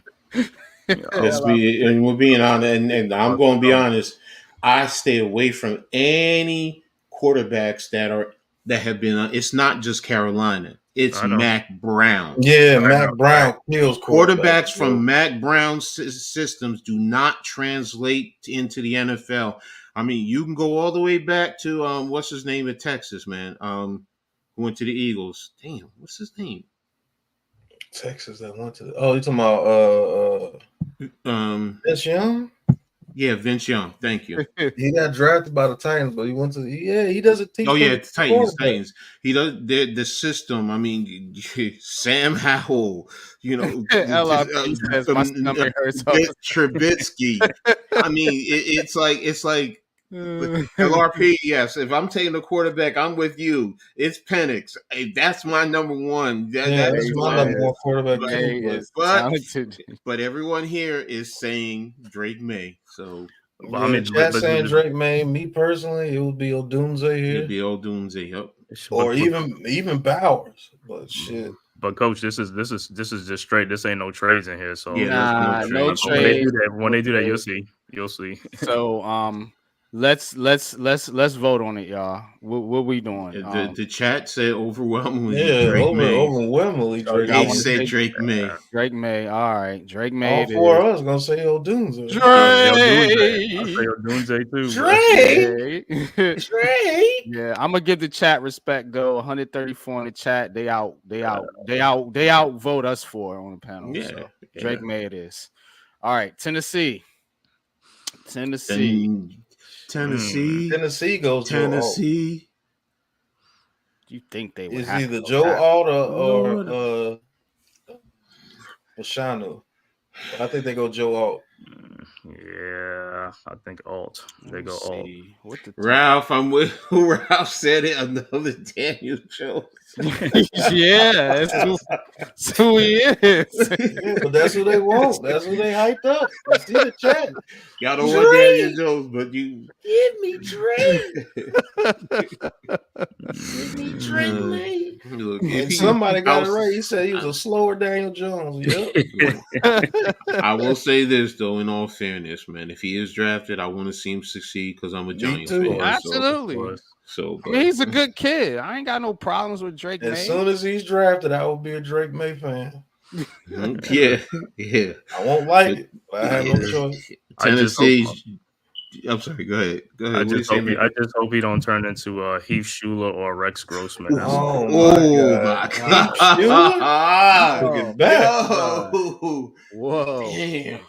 He was running the NFL. They sent him to politics, man. They like take your ass into politics. Yeah, Drake May is not good under pressure, and he's gonna have all the pressure in the world playing in New York City. That's a pressure cooker, boy. I can't wait every time you make a mistake. Drake.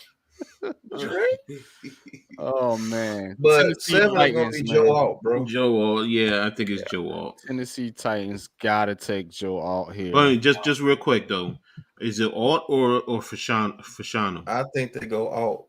I do too. I just want to make sure I think it's all their needs are offensive tackle. Whenever you got offensive tackle as a need. You gotta take that tackle. Yeah, it's gonna be Joe Alt, bro. Okay, yeah, I'm with you. Final vote, chat. Man Cave. We'll start with you. What you got? Alt. For the Titans, yeah, I'm going Joe Alt. All right, Coach Pat, y'all say Joe Alt. Alt. Yep. I say Alt. What does the chat say? They're saying Alt too. Miz says Pensick tackle or Alt. Trash pick, Hilltop, my trash pick. Chris Ram says Alt. So a couple people have said.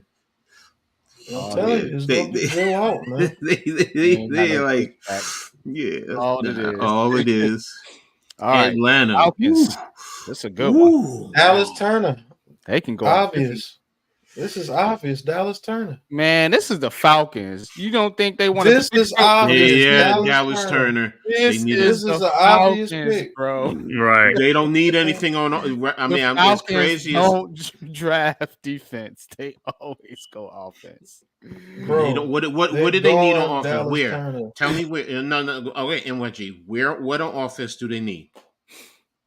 I'm just saying, this is how the Falcons. They took Bijan. Bro, they got Bijan Robinson. They took Drake London the year before, and then Drake London, Kyle Pitts the year before that. They always draft. They have an offensive line. They got their quarterback now. Yeah, so Dallas Turner. I'm telling you.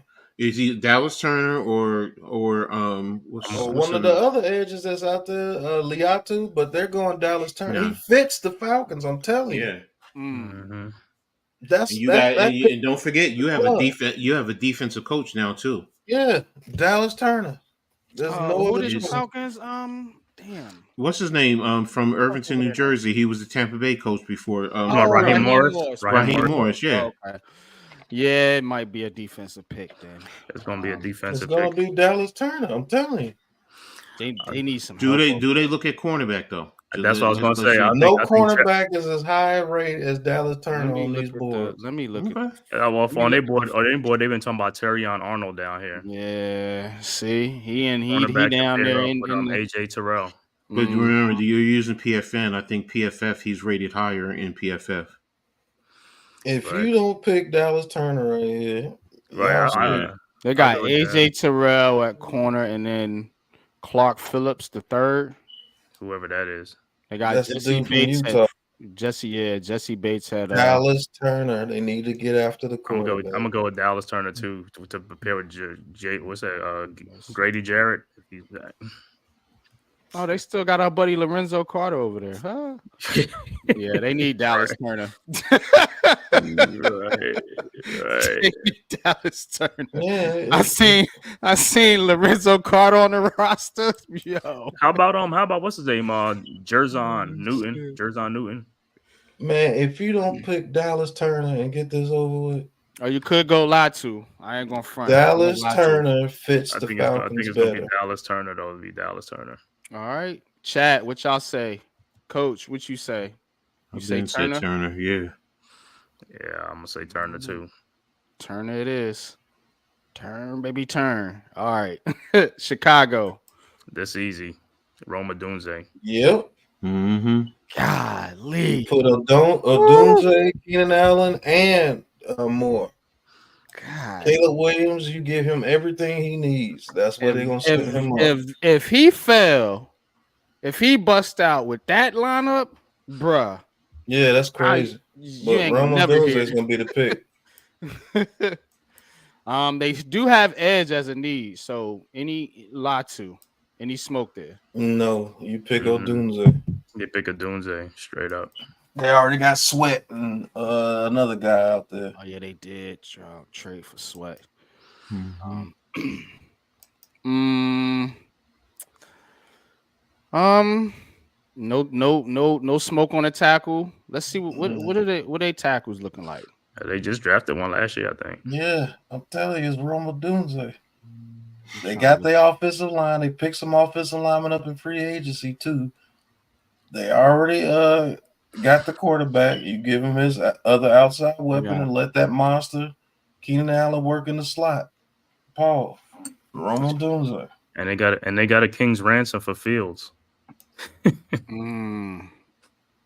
They got Sweat, and then DeMarcus Walker as the other edge. They got Tremaine Edmonds, middle linebacker. I would go. I mean, they do got two damn good wide receivers though. Why wouldn't you do the same thing the Bengals did for Joe Burrow? Right. You get Romo Dunze and make sure Caleb Williams doesn't fuck it up. He said, "Make sure." God damn. All right. I got some people saying Bowers. They already got Cole Kmet. They're not going tight end. Cole Kmet. All right. So all y'all are agreement. Rome Odunze. Mm-hmm. All right, Rome it is.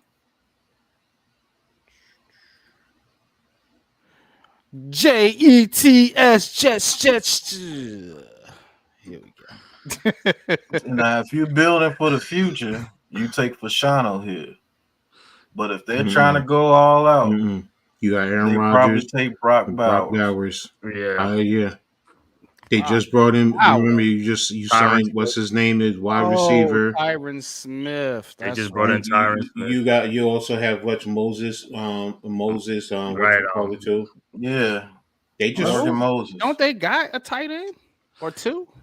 Not like Brock Bowers. No, yeah. Right. I mean, the Jets got. Who did the Jets? Nope. They have whatchamacallit from Rucker. Ohio State. Yeah, right? They got Rucker. They got guys like that. And then the other guy they had, this other guy they got, they signed last year or the year before last. What's dude's name? Where's Alex at? Alex knows that team. Conklin. There it is. Tyler Conklin. They got Tyler Conklin and Jeremy Rucker. They don't have a Brock Bowers, and that would help. That would help Aaron Rodgers immensely. Right. You got to also think about that. This is about Aaron Rodgers. Of course it is. And you got you on the outside. You have Wilson. They're trying to win a Super Bowl. Yeah, they're going to go Brock Bowers. They just did what they needed to do on the offensive line. They stabilized the offensive line. Who's their other corner? What's his name? They got DJ Reed. Yeah. DJ Reed. Yeah. Then Brock Bowers. I'm telling you. This thing the only thing you would think if you're going to say cornered, Pat, is Arnold or what's his name? I think Quinyon Mitchell. Would he be better suited in the slot though? That's where I was going. Well, Arnold could play the slot or the outside. Who's the other? I'm talking about the one from Who? You got not what Nate the kid Wiggins. From Wiggins. Not because I was going to say not what you call from Iowa. Cooper DeJean. I think that dude's super overrated, but Nate Wiggins is an outside corner too. That's the one I was going to say. Can he go inside to start, or do you push Reed to the inside? Well, you push Reed to the inside. They got Michael Carter as the nickel. But that's just that's why right now you can go Bowers or you can go cornerback. What does it say their needs are? Offensive tackle, receiver, offensive tackle, safety, tight end, quarterback. They might need a receiver though. Man, they just signed Mike Williams. I'm telling you. Who's their third receiver? You just got him and Garrett Wilson. And where's Lazard? Is Lazard? And I mean, and you can still bring back Aaron Rodgers' little man crush. What's his name? Yeah, he's still there. Right. Yeah. So it's going to be that tight end. Bowers, bro. You can use Bowers as a fucking receiver if you want to. The other ones, you still go 2 tight end sets. You do so much. You can flex out to like last year we were talking about what's his name with us Bellinger. Yeah, no. Old Hammy, Hammy too. Waller.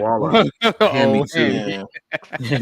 But the point is, you could flex him out to the slot to play receiver. You could still bump him in, still go big. It just does so much. So I see where Pat's going with Bowers.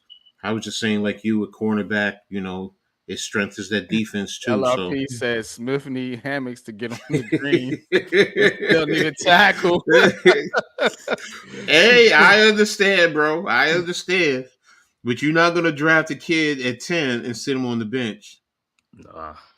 Yeah. Oh boy. I would go. To be honest, yeah, you could. Yeah. Yeah. Or I would say this: you draft Fashanu and move Tyler Smith to guard. That's the only thing is for Shanu or Bowers. That's the only two I think. You got Morgan Moses as the right tackle. Yeah. And who they got at left tackle? Tyron Smith. Tyron Smith. And then what about the dude from last year? Was that Dwayne Brown? Who the guy that got last year? Oh, he's gone. No, he's gone. They got rid of Mekhi Becton too. Yeah, I'm looking at their depth chart right now. I think Smith got Joe Tippmann at center, Verd Tucker. That's solid right there. Just in the guard. You got John Simpson as a left guard. They just signed, and then you got Tyron Smith and Morgan Moses as the tackles. But you know what? Think about it. I'm going for Shanu. For Shanu, that ain't a bad pick. What you say? You go for Shanu. If they move Smith into guard, yeah. I'm sticking with Bowers for me. Say Bowers. The reason I say because they have an injury history on the offensive line with the Jets. You know, Vera Tucker and stuff like that, and that's the only reason I go for Shanu. If you're moving Smith to guard, it's for Shanu all day. What kind of money did they pay Smith? Not too much. It was not a bad contract because heavy incentive laden. So basically, he got to stay on the field. Yeah. Because he was hurt a lot last year. He was hurt a lot last year. He been hurt the past 3 years. Right. Yeah, I agree with you. It's just you signed him with the thought of playing him at tackle. So, but hey, I mean, if it's Fashanu, go ahead with Fashanu. Yeah, they got to protect Aaron Rodgers, man, because if them guys get hurt and go down, that's it. Has Smith ever played guard before? Mm-hmm. Because I only remember him a left tackle for some reason. All right, let's vote. Well, I'm going Bowers. Bowers. You say Bowers, coach. Yeah. I said Bowers. Bowers. You say Fashanu. Yeah. So what's the chat say? I say Fashanu too. What's the chat say though? What's the chat? What the chat got? Chat got to break the tie. What y'all got for the New York Jets defense is good. Anybody named Cooper is going to the ball out. He's a narcissist. Yeah, I can see Brock Bowers, Aaron with the church. Oh yeah, they do got Vera Tucker. Yeah. Bowers.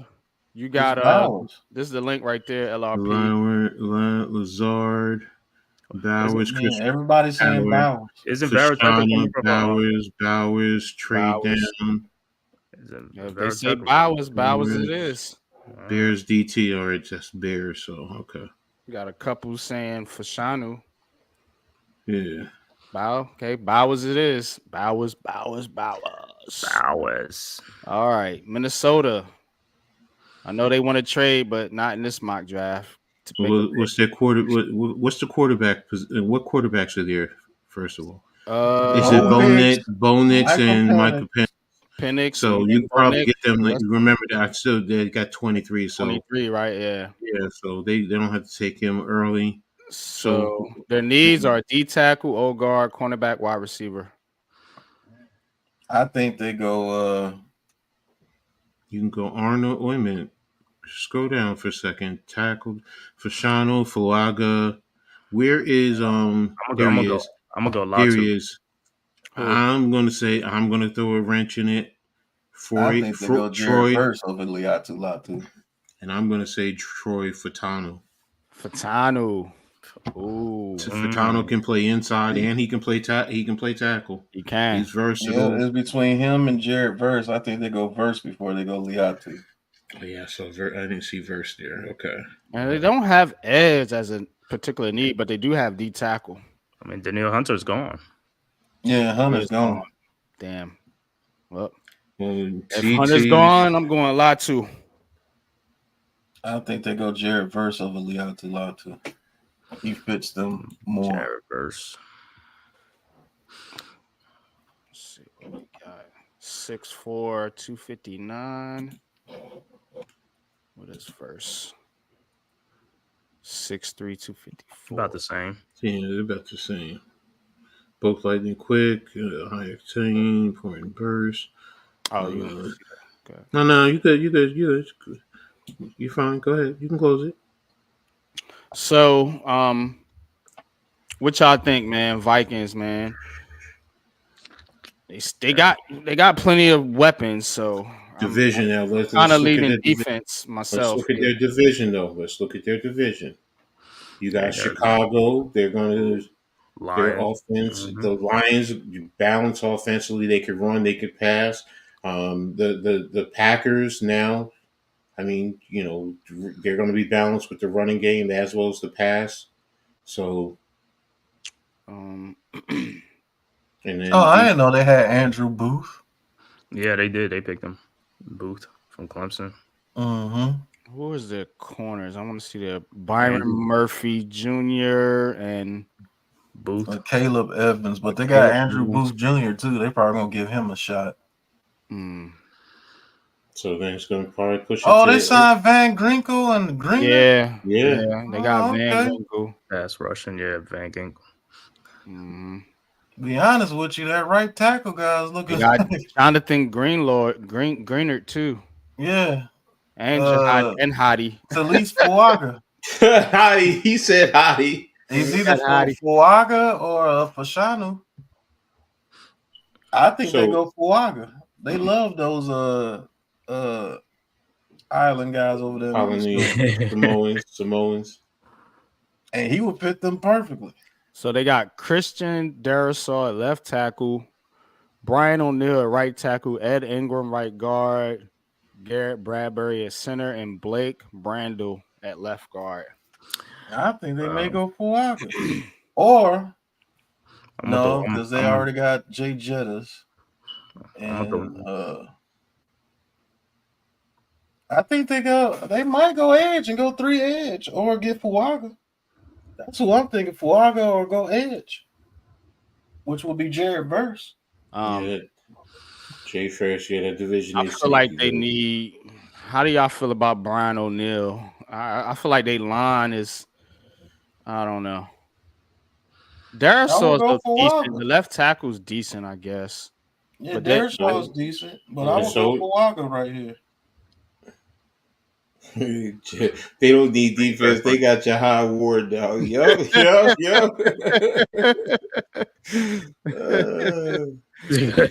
got Wig. They got. Oh yeah, they got an edge. That's an edge. He going. I'm going. I would go. Fuaga, then. Yeah. I would go for Fuaga. He's a right tackle. Yeah, he's definitely a right tackle. What do you say, Fuaga? I mean, I'm gonna throw a wrench. I'm gonna say they go Penix. They need a quarterback because Justin Jefferson contract is holding out right now. He wants to know who's going to be the quarterback. And they don't get a quarterback. You can get him. Remember, they have 2 first-round draft picks. Yeah, they got 2. Yeah, well, you can get him at 23 too. Yeah, you got him and Bo Nix. One of them is going to fall to 23. Well, wait a minute, because Denver's up. Well, next. I don't know. You got Denver. You got the Raiders. You got the Saints in there. Yeah, I'll go Penix. I forgot about that. Yeah. Do you draft a quarterback? Do you? That is the burning question. This is a lot of the question that Giants fans be talking about. Them fools want JJ McCarthy or nothing. They going Fuaga. I promise you. Fuaga, you voted? Yep. Coach, you said Fuaga or you? Starting to think about that quarterback and what's there next, though. I'm thinking about the quarterback too. Honestly. I'm going Penix, but we'll see what the chat says. I would do Bo Nix. I think Nix would probably be the one. I don't know why I'm thinking Nix. No, I don't think Nix is going in the first round. Right. Take Penix then. If you think they want a quarterback that bad, take Penix. Damn, this team is. It's they're in a tough spot. Damn. What y'all think, chat? What y'all think? They could take Penix and get somebody like a Keon Coleman or Brian Thomas 23 if he's there. Mm-hmm. He says you might laugh, but Jay Ferris watched him trade Jefferson with 2 twos. You might That could laugh, very but well happen. a lot of teams That don't want to could drop 30. happen. A lot of teams don't want to drop 32 million on a wide receiver per year because the market is changing now for the wide receivers. Yeah, that's Justin why I Jefferson think. getting at least 33, 34. Yeah. But he gonna have somebody that have to throw him the ball now. You don't know who's gonna throw him the ball. Tough. What y'all think? You say, Coach. You know what? I'm gonna always go back to my foundational part. It has to be the offensive line. Yeah. Go Fuaga. I have to go offensive line. I just have to. I'm not gonna everything reach else. for no quarterback that I didn't want in the first place. Why would I do that? Fuaga it is, because I'm going Fuaga too. Okay. That Penix thing is interesting though. It kind of made me pause a little bit, but yeah, no, I got you. I feel like Penix or Knicks, one of them should be there. We'll see how the draft goes, man. Y'all hit that like button. Hit the like button. 122 in the chat. Let's go. Well, my next two is Penix for both of these. So the Denver Broncos, yeah, I'm looking at quarterback here. Yeah, he's definitely not picking Michael Penix. That's for sure. Quarterback, defensive tackle, wide receiver, edge, or corner. Yeah, Sean Payton, whoever Sean Payton was, probably Bo Nix. No, not Bo Nix. What's the other guy? Michael Penix? Nah, Penix, the injury history. I don't think Sean Payton gonna pick him. Yeah, I don't think he.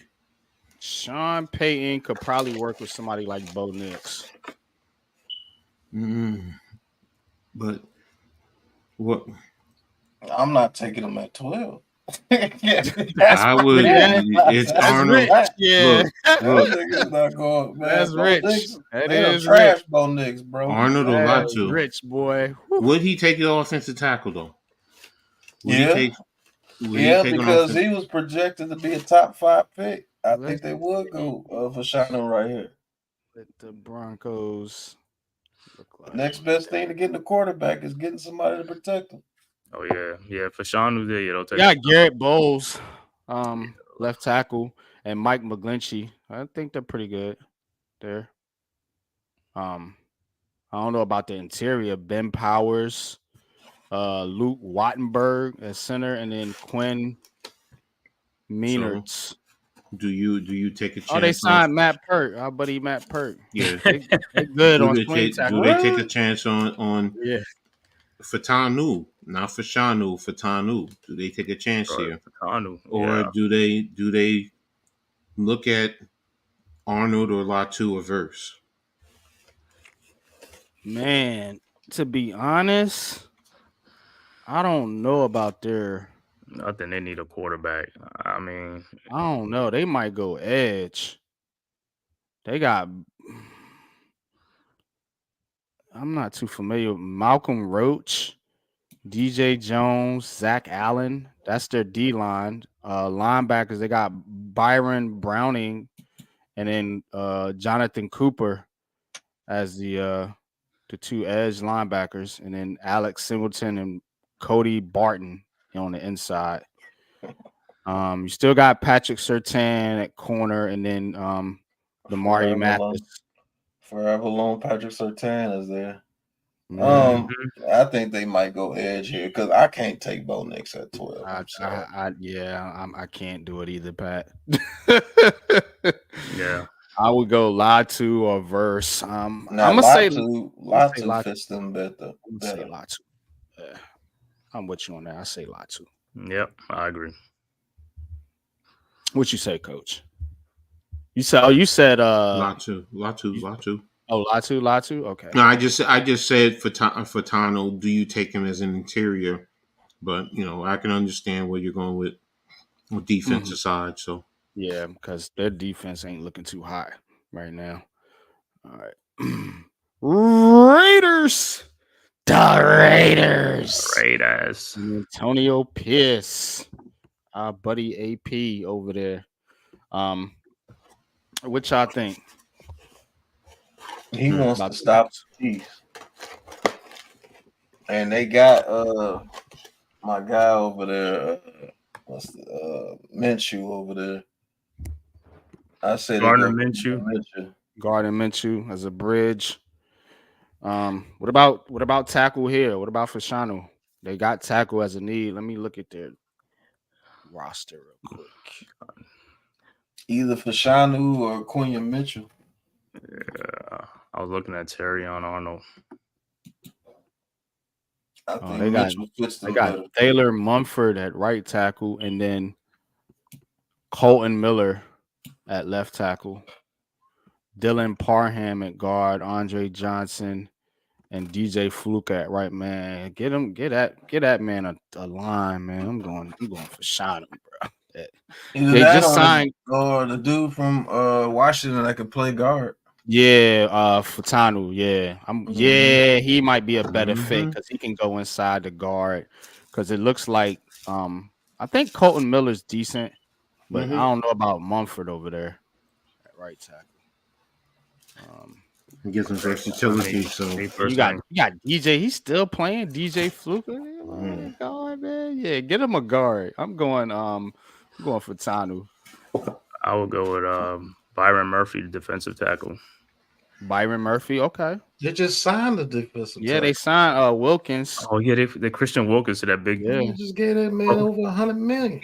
I'm gonna turn right back around the first round and draft somebody else. Right? Come on, man. Yeah, you better stop the run. Right.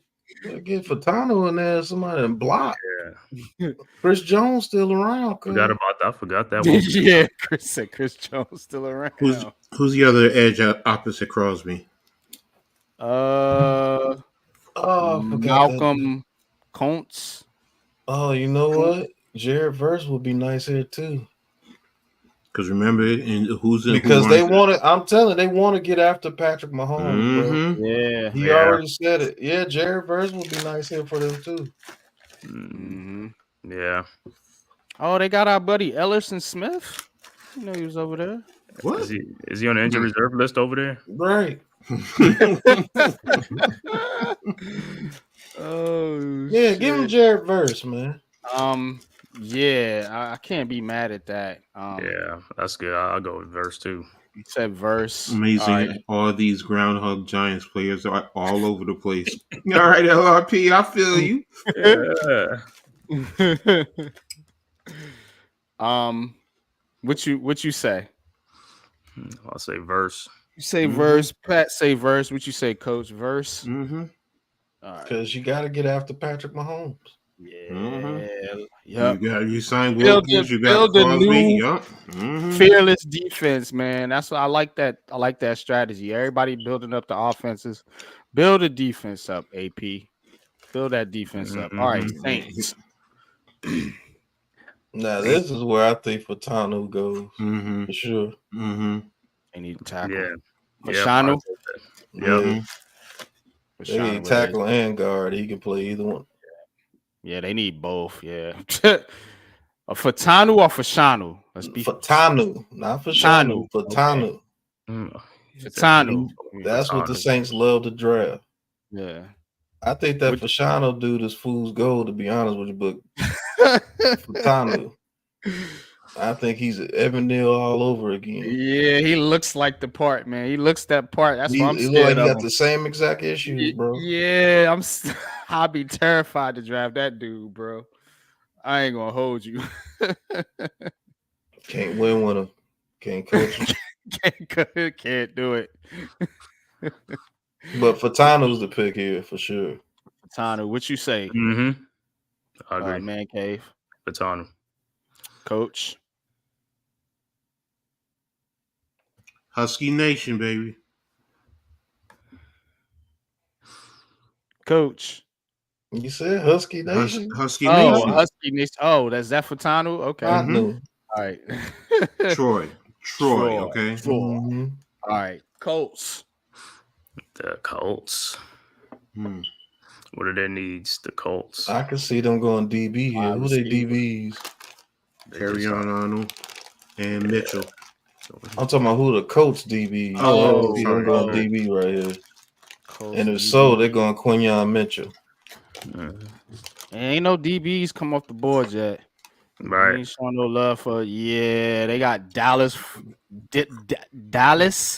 Flowers. He spells his name different though. Dallis. Yeah, I'm gonna go Terry on They got Arnold. Kenny Moore, Nick Cross, the safety, and Juju Brents. Man, if you don't get Quinn Mitchell out there or Terry Arnold, stop playing around. Yeah, that's what I'm going Terry on Arnold. Those freaking, I can hold off on the receiver because I still got Pittman and Josh Downs. Yeah, the offensive line looks still pretty good. Yep.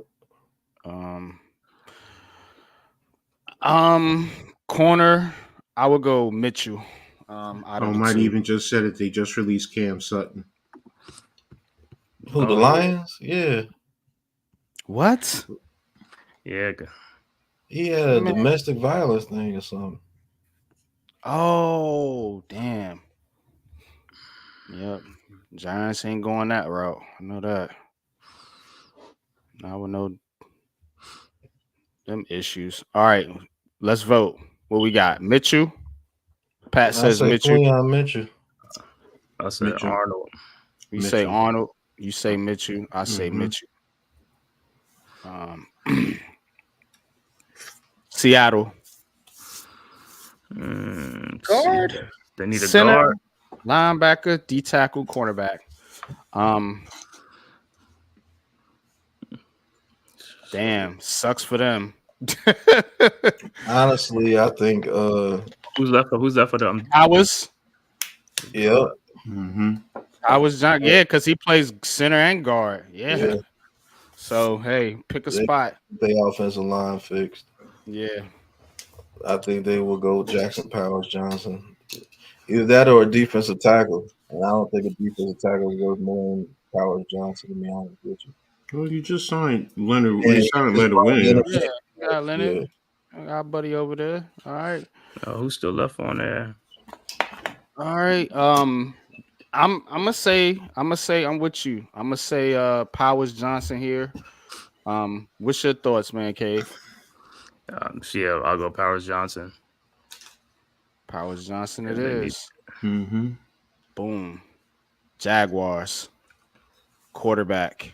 Now let me stop. Yeah. Well, I think Jaguars. This is where they would take Fashanu. Right, that's what Fashanu still is. Like he dropped. Like they gotta swallow him up. They gonna swallow him up, man. What's their offensive line look like though? That's right. I remember they lost offensive linemen. Yeah. I think they lost a tackle too, didn't they? Yeah.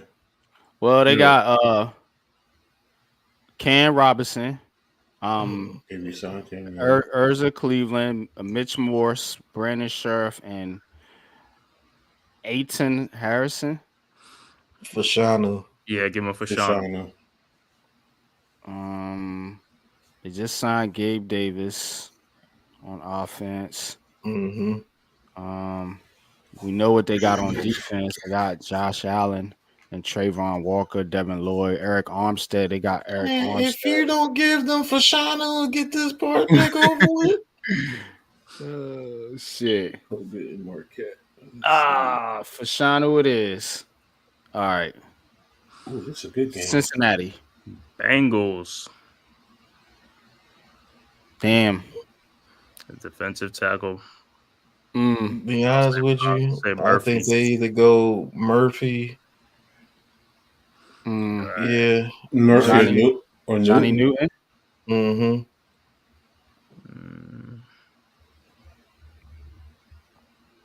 Yeah, they're gonna have to beef up their line one way or the other. This got to be a D tackle or O tackle, in my opinion. What's his name? Story 4x4. Yeah, each one of them are different. I mean, trust me, we talked about that. Yeah, different. We'll try the other one next time we do this. But 240. I'll give him Johnny Newton. Johnny Newton. What would you do, Coach?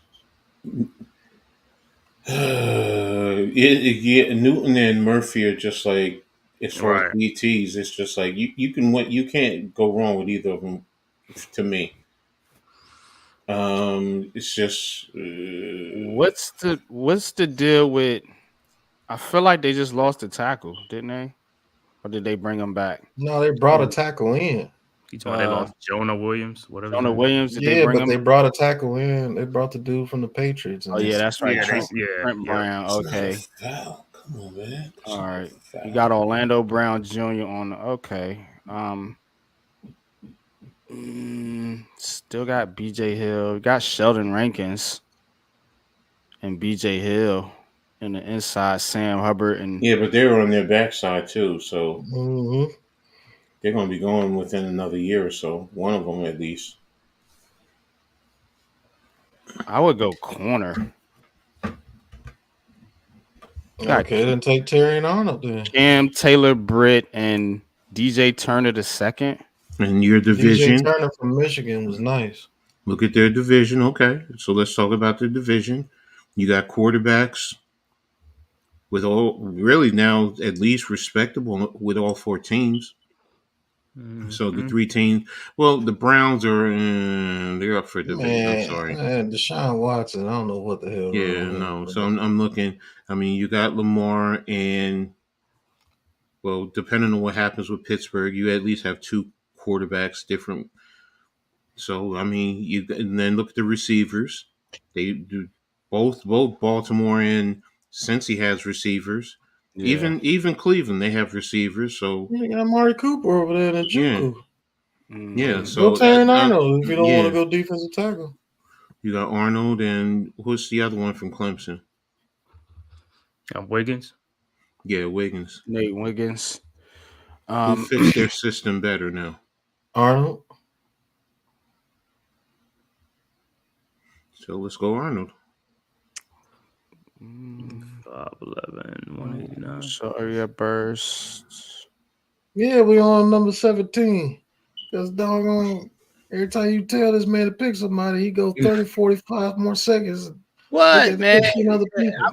I'm giving people a chance to talk about it. Like you guys said I left came back, y'all only on number 17. Bro, I'm telling you, the when you pick for everybody, it's not. It's not easy.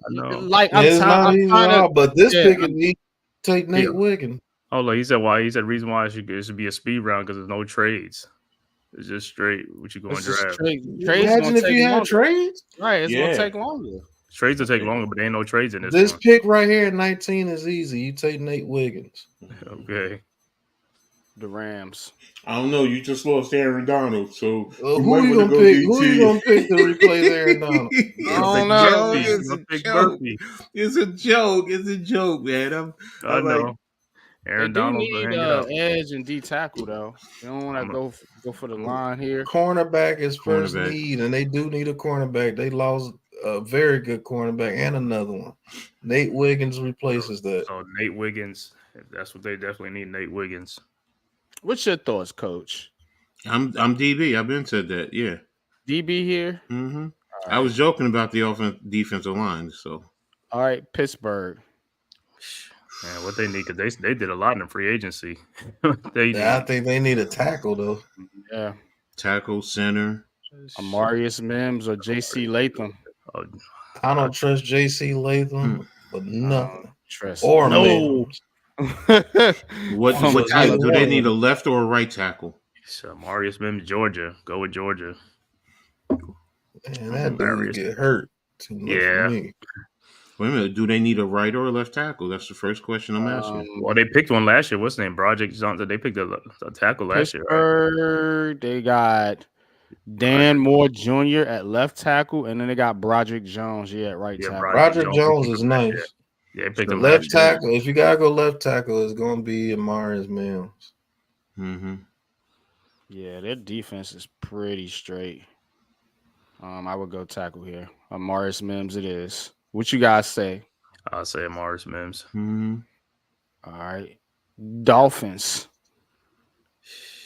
They need a guard. They need a wide receiver. Right. That dude from Duke, where is he at? That guard. He took about Barton. He Oh, took about Barton. Graham Yeah, Barton. Barton. Yep, Graham Barton. Yep, Graham Barton. He's gonna be a that would first be my rounder. pick. Mm. Yep. Graham Barton. Yeah. What's your Dude, thoughts, Coach? they say, yeah. They got him as a first rounder now. Oh, they got him as a Because, guard. He was remember, listed as a tackle. he's on a one of swing. the games. He's a swing lineman. So basically, he Okay. played tackle at Duke, but they project him to go inside. So I mean, hey, I'm not really familiar with the Dolphins, so I'm digressing to what you guys say. So offensive lineman, go with the interior then. Could go D tackle here. You just lost Will Wilkins. He lost Wilkins. So you go Byron But Murphy. they're predicated on offense first before anything else. Right. Yeah, And I don't that's think the any problem. one of these defensive tackles is something to be like, oh my God, about. But I'm definitely going guard right here. The dude from Duke. Graham Barton. All right. Graham Barton, you say what you say, Coach? Go Barton. Go Barton. All Yeah, right. bypass the next team. Just bypass The Sheagles, the shitgles. Hey, what do they need? No, you know what they're gonna do. Hey, bypass them. Just bypass take them. somebody in on the fucking line like they always do every Shut goddamn the year. smart one. Nah, they got enough people. They just signed Huff and everybody. They're good on D line. Oh, they need a corner. Yeah, that's right. They need a coach. Wait a minute. Squad down. They said Cooper DeJean as a safety. They got him as a safety. They moving that boy around anywhere they get him. Man, I don't know, man. That dude, I don't see the hype on him either. But maybe he's just a Swiss Army knife. But they may go Kool-Aid right here. Yeah, that's what I'm thinking. Kool-Aid McKinstry. Oh, where he from? He's from Bama because they like the Georgia boys. He's a Bama boy, close enough. Right. No, they need cornerbacks. Yeah, I'm going Kool-Aid here. They got goddamn Bradbury still out there on the island. Because there's one thing they always take a defensive player or offensive lineman. Those are the Eagles. That's and this most of the time I would agree with you, man, K. But I know their cornerback room is terrible right now. They just signed C.J. Gardner. What they got? C.J. Gardner back. They signed him back. Yeah, old Scrubs, him and Slay and all these. They taking Kool-Aid, man. Kool-Aid it is. They're gonna drink the Kool-Aid. Drink the Kool-Aid. Vikings, okay, Vikings fans. Back up again. Quarterbacks drop too. The quarterbacks drop. I think they draft Bo Nix before they draft Penix. Yeah, that's what I said earlier. Why is that? Why do y'all guys feel like that Penix is just people? I think Penix is the number one quarterback. So it's I agree. I don't. They're only drafting him because of his injury. To be honest with you, people are going to shy away because of the injury history. That's it. That's all it is the injury history in the first round. It's not production. Look, I've watched this kid from the time when he was at Indiana. He was coming out of high school. He was actually a dual threat quarterback. Yeah. That's what most people don't realize. He was a dual threat. I get the injuries, but the kid, he's elusive. He can play. He's played against top talent. We've seen the mechanics. We've seen the passing. Some people question his form. Kind of looks like a little shot put, but Phillips Rivers was like that. So said need a bargain for the 49ers. Yeah. So right here, it makes. Do they grab a quarterback at 23? You can let him sit for at least a year. So who that man? Coach Dave, welcome to the show. What's going on, fellas? What's up? What's good? What's going on, man? How y'all feeling, man? Happy Sunday, good, bro. Happy to you, bro. I'm trying to make it through this damn draft. I'm gonna keep it. I want to rush through the draft, man. I'm trying to get. Hey, Pat, I'm gonna keep it short and sweet because I gotta run to this Easter egg hunt. But what I'm gonna say is this: oh Lord, these motherfuckers better not use this number 6 pick on motherfucking JJ McCarthy, and they better not motherfucking trade up for it. We need a quarterback. We need a quarterback desperately, but more importantly, we need. Let me ask you this: Isn't that your wish? What about JJ McCarthy? Just makes you be like, "Oh my God, he's terrible." He's not terrible, but he's not special. And I feel like with the number 6 Why is pick, he not special? let me answer. First of all, he's my 5th quarterback at best. So you got 4 other quarterbacks better than him. That's first and foremost. Second of all, we haven't seen enough. We got dudes in a draft like this where we have dudes where we seen it. Like being in this, we got to get out of this stupid idiocracy of, oh, we think it's going to be this, maybe it's going to be that, project this. We don't got to do that with this draft because there's enough dudes with the evidence of us seeing them do it. We seen Penix do it.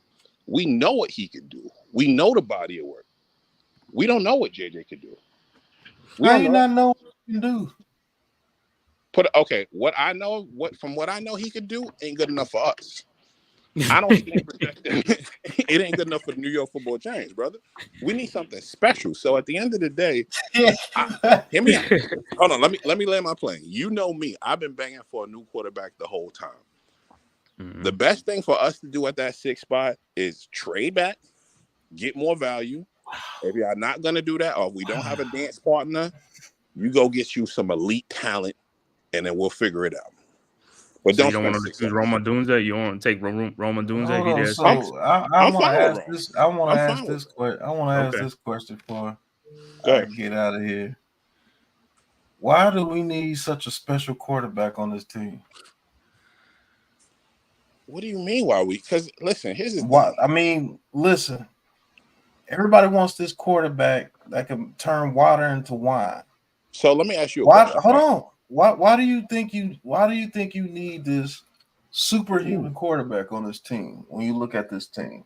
Let me ask you a question. Do you feel like JJ McCarthy is better than Penix? No, I've always said Penix was the best quarterback in the draft. So why are you giving me any pushback on this if we agree? Because people just say things that the media say. So I want to get people's opinion. Why do you think he sucks so bad? I don't say things the media says. At the end of the day, I feel like for them, he's an easy sell to them because the Daniel Jones fan club, oddly enough, is okay with JJ McCarthy, which is funny to me after watching them rag on everybody. So there's only people that like Daniel Jones that like JJ McCarthy.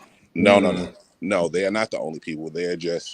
I'm just highlighting the fact that they're okay with it. They are not the only people.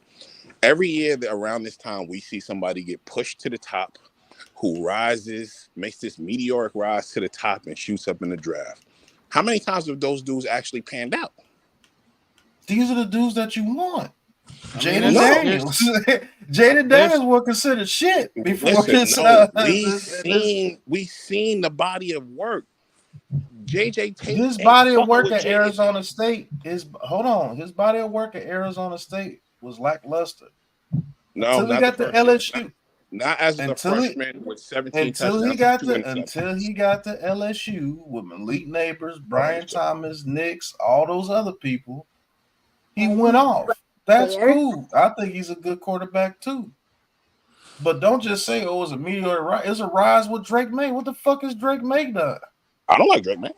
Listen, I like Caleb Penix and Jaden. What has Caleb Williams done besides win a Heisman Award, an individual award, as his team? His team's balled out. Us going back and forth about him is pointless. He's the best 1 or 2 talent in the draft at the position. So we ain't even got to link on him. Let me ask you things about these quarterbacks. These quarterbacks that you like, they played at great schools, so you haven't really seen how they play at a bad school or play. See, that's what people don't see. These guys been playing on good teams. Have we seen JJ play at a bad school?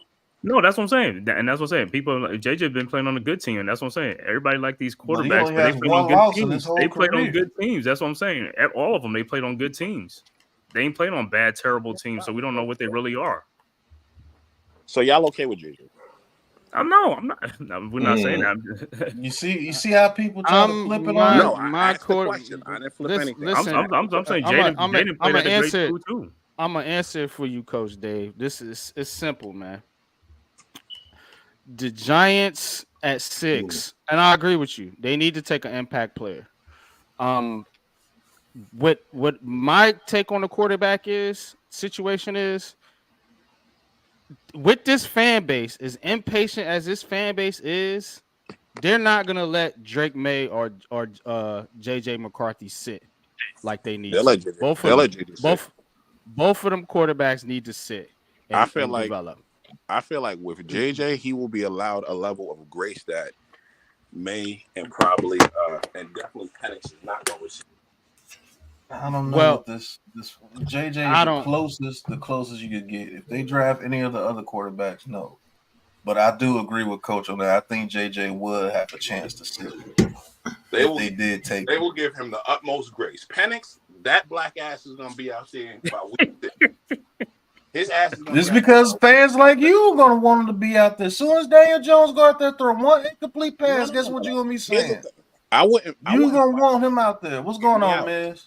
I wouldn't fight for him to be out there, but I feel like out of all the quarterbacks, he's the most ready to play today in the NFL. But I wouldn't that be is true. To the fire. I wouldn't be like, he is the most ready to play. Yeah, and that's the reason why I said what I said, because Giants fans are going to push the quarterback in there immediately, damn near, and some of these guys ain't ready to play. Penix will probably have the best shot to come in and start right away. Penix is ready. That's it.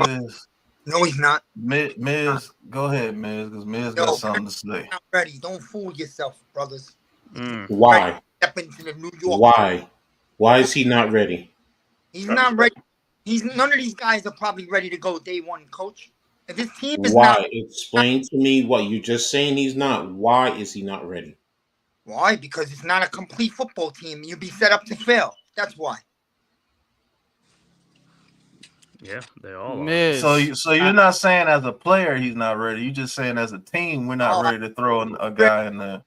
If you drafted Penix, I would love to have him, but I would not throw him in there day one, and that's why you brought in Locke. If Jones is not ready, Locke plays. That's it. You said to build a team up. Okay. See, Miz, when you say it like that, I agree with you. What I'm talking about is in terms of the ability to go out there and play the game. Yes, you're right. He needs some weapons around him, but of all the quarterbacks, I trust Penix more to go out there and think the position and execute in playing the position over all of them. That's Caleb Williams. That's Daniels. That's May. That's Bonnet. That's all of them. He mentally, I think, has the ability to go out there on just about almost any team in the league, and you protect them. Exactly. That's the only argument that you'll get from me. If you put a lot of pressure around him and you're hitting him, then he's not going to be able to produce. Yes, but otherwise, I agree with you with that. I agree with you. If you're telling me that he's more a man and ready, the most mature guy out of the whole group, I agree 100%. Yeah, that's exactly what he's saying. That's what I'm referring to. But yeah, as far as the other stuff, the full team around, that's any quarterback. I've always said that. We were talking about it earlier. Foundational points, starting with the offensive line. You got to have the offensive line. If you don't have an offensive line to at least give the quarterback the ability to go out there and throw the ball to receivers and receivers to catch the ball, yeah, you're right. But you need foundational pieces around the quarterback, like a Chicago, like they've been doing for whoever comes in there. He has the offensive line, receivers, running back, tight ends, so he's in a good situation. So yes, you're right in that regard. Some people don't agree with Penix being ready. Can I just say this, NYG? Go ahead. A fan base wants something that might not be possible. They want a young star quarterback with the same exact pick that they want Neighbors, a star wide receiver. You might not be able to have both. Yeah. Right? Yeah, you ain't getting both. You're not going to be able to get both. Right. The best thing for us, the best thing we could wish for is getting Neighbors. Hold on. Let him finish, Coach. Go ahead. Sorry. Dave. No, I'm just saying. I know it's all right. I'm just saying. So one half of the fan base is going to be pissed no matter what. That's a fact. That's a fact. Absolutely. That's why I say step back, and that's why Joe Shane and Dable are the guys that are making the pick. Let's see what they do and get behind. know what I mean? I don't understand. I'm with you there. I'm with you there, bro. Doesn't matter who they bring in, even if it's someone I might not have agreed with initially. Once you're here, I root for the New York Football Giants. Period. It's not just individual players. I want the players to perform and succeed, but I want the Giants to win. LRP says he missed the link. NYG. Yeah, I threw it back in the chat. You got it right there. LRP. Coach, one question, and this is Which coach? Which coach? Which coach? Coach Ed, but he both coach. I'm not. But what I'm saying is, can the Giants get can the Giants get a big time weapon at 6, which they can, right? Let's just say Neighbors for argument's sake, and still go get a Penix late in the first round or something. Sure, they will have to give up some major draft capital, but we have to you can do it. Yeah, probably a later pick this year, and probably a high second or first next year too. But go ahead, Coach. No, I agree. Can they do it? Yes, they can do it. Just like Pat said, you're going to have to give up stuff to move back up into the first round to get him. So yes, you can do that.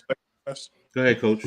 This whole getting back in the late first round for Penix is a pipe dream. He's not making it past Oakland.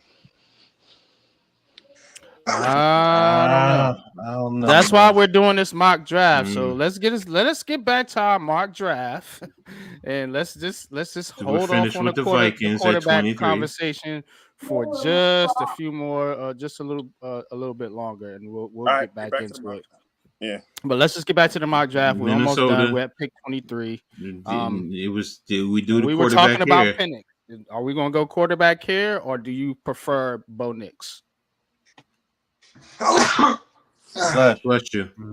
Bless you. I just think they would go Bo Nix, man. Bo Nix. Yeah, I can see Bo Nix. I can see them falling in love with Bo Nix. Man, no, thank you, or whatever. Well, this is Minnesota. Remember, we're picking for the Minnesota. Vikings. So this is not Giants. If you were the Vikings, what would you take care? It don't have to be a quarterback. It could be anything. What pick are they? 23. The first pick, who do we take first at 11? 11, Fuaga. So they took a tackle. So this is the needs. They got quarterback, D tackle, offensive guard, corner, and wide receiver. We already got them aligned. If they feel they could fall to the second round, they probably go D tackle here. There you go. What do I say? What foundational points? The trenches. Yeah. Because if you don't have the quarterback that you want, and I know they want JJ McCarthy, why just pick a quarterback because he's there? That's stupid to me. Fix your team. Hey, what? Don't pick a quarterback just to pick one. Are you crazy? That's stupid to me. If I don't have the guy that I want right there, I continue to build my team. Crazy, but we all agree Minnesota is probably the number one team that's going to try to come up. Oh, they're going to come up. They're going to trade up, but this particular situation, we didn't do trades. So let's vote on it. Pat, who you say? I think they go Murphy. Byron Murphy. Second. That's what I'll say. Byron. All right, 2 votes for Murphy. Coach Newton. Johnny Newton. Miss. I'm on the phone, so I can't really see these names. So I'm just gonna go with you guys. All right. I think they go Murphy. It's either Murphy or Newton. You take your pick. I can't see him. Well, we'll see. We'll see how it goes. I was gonna say I just go Murphy. Murphy. All right. Go Murphy. Dallas. Tyler Guyton. God. Pick Tyler Guyton and go about your way. That's who they like. I promise you. Tyler Guyton is better. Right tackle. I'll be in the chat, guys. I'll come back. I just gotta help her do something. I'm watching you guys. Go ahead, man. Good. Guyton. Guyton it is. I hate it, but yeah. I hate it too, man. Jeez. But yeah, they lost. I know what time it is in Dallas. They ain't going on our offensive line. Are you crazy? Green Bay they're in the perfect spot right now. Then They need a linebacker, cornerback. Now here where I think Chop Robinson goes. Ooh, I like it. Chop. I like it, man. I'm a fan of Chop Robinson in this draft. Man, Coach, what you think? They do need a corner. Yeah, they got. Yeah. I can see Deshaun on that team too, but I think they go Chop Robinson to get after some people. Well, if they got him listed as safety, and they just signed McKinney, remember? So safety. I don't look at. For me, Deshaun is not a safety. I'm sorry. That's he's a corner to me too. He's a corner. Now, if you want to say that he's better suited in the zone versus man, okay, we can talk about that. But he's not a safety. He's now, yeah. I mean, he's played all over the place for Iowa. That's the one thing I will say. He definitely has. He killed my damn Scarlet Knights with 2 damn interceptions for touchdowns in one fucking game. Oh man. But that's another story. But yeah, I mean, Chop Robinson makes sense. I mean, Chop. Rashawn Gary's what year is he in his contract? I think Rashawn Gary is on in the second year as a new deal. So I thought they just re-signed him too. So that's what I was thinking. But they lost the other guy. Didn't they lose Smith? They got Preston Smith. No, he's still on the roster. And they got Quay Walker and McDuffie on the inside. You could use Chop Robinson anywhere, bro. Mm-hmm. Yeah, that's why I say Chop. I told you he's a mini Michael Parsons. You can use that dude anywhere you want him. You want him to blitz from the middle, blitz from the edge. Jair Alexander, McKinney, and I would go edge here. I would go edge. Looking at their left. Who is Rasheed Walker? Oh, they lost some linemen though. Ooh. Mm-hmm. Oh, you talking about what's the name? Bakhtiari. Bakhtiari and Runyon. I don't know. I might go. I'm not going on JC Latham. I'm telling you, man, that dude, he gonna make somebody very mad. Well, hey, I mean, but this is the Packers pick, so they might take him. Yeah, it ain't my pick exactly. Right. They might take that Kingsley dude before him. I'll tell you that now. Kingsley from BYU. Or Jordan Morgan. I'm not taking it, man. I don't know where they're getting this JC. Jordan Morgan. I would go Jordan Morgan here. Hey, but they like the Alabama kids. They like the Bama kids. I would go offensive tackle. That's gonna be my pick. Jordan Morgan. I'm with you. I'm not big on Latham. I got Evan Neal PTSD. Dang about Evan Neal. And Leatherwood. At him, bro. And Leatherwood. Alex Leatherwood. Alex Leatherwood. All right, what's the pick? Talk to me. It's either Chop Robinson or Deshaun for me. Coach. I think it's gonna be Chop. You say Chop, Coach. I'm just going with you guys on this one. I'll go with Chop. Chop. All right, y'all got me outvoted. I'm gonna go with lineman, but y'all pick Chop. You can get lineman later too. Still. Yeah, they can. Tampa. Edge. Hey. TJ Tampa. TJ Tampa. I'm joking. That would be funny as shit. That would be hilarious. What's his name is still on there? Donnie Mitchell, wide receiver. They go that guy that's from Missouri. What's his name? The corner? No, the edge. Edge, that dude. That's clown. Darius Robinson. There you go. That's who they go with. Darius Robinson. So he gets into the back of the first round. What was their needs? Let me see the Tampa needs because they edge, corner, OC, guard, wide receiver. They just brought Evans back, Goodwin, but who are their receivers? Evans, Godwin, Trey Palmer, the other guy, they're good at receiving. And They got a good tight end, K. Dot. They lost Devin White, the linebacker. They benched Devin White. Yeah, they benched him. They ain't losing. They benched him. Good riddance. God damn. Yeah, I think they started that dude. Yeah, they got Godwin, Palmer. Okay, so Name Mike Evans is enough. Yeah, that dude's a monster. It's the defensive side of the ball, then. Yeah, it's got to be defense. I'm telling you, the Darius Robinson dude will be just fine on the edge. You can play. Yeah, they got Logan Hall. Yeah, they got Logan Hall, and then they got Joe Tyron Soyinka. They got Kancey and Vita Vea on the inside. Vita Vea. Vita Vea is almost done. Yeah. Corner, they got McCollum, and then what the hell? So Jamel Dean. You don't think they take Newton here? Johnny Newton?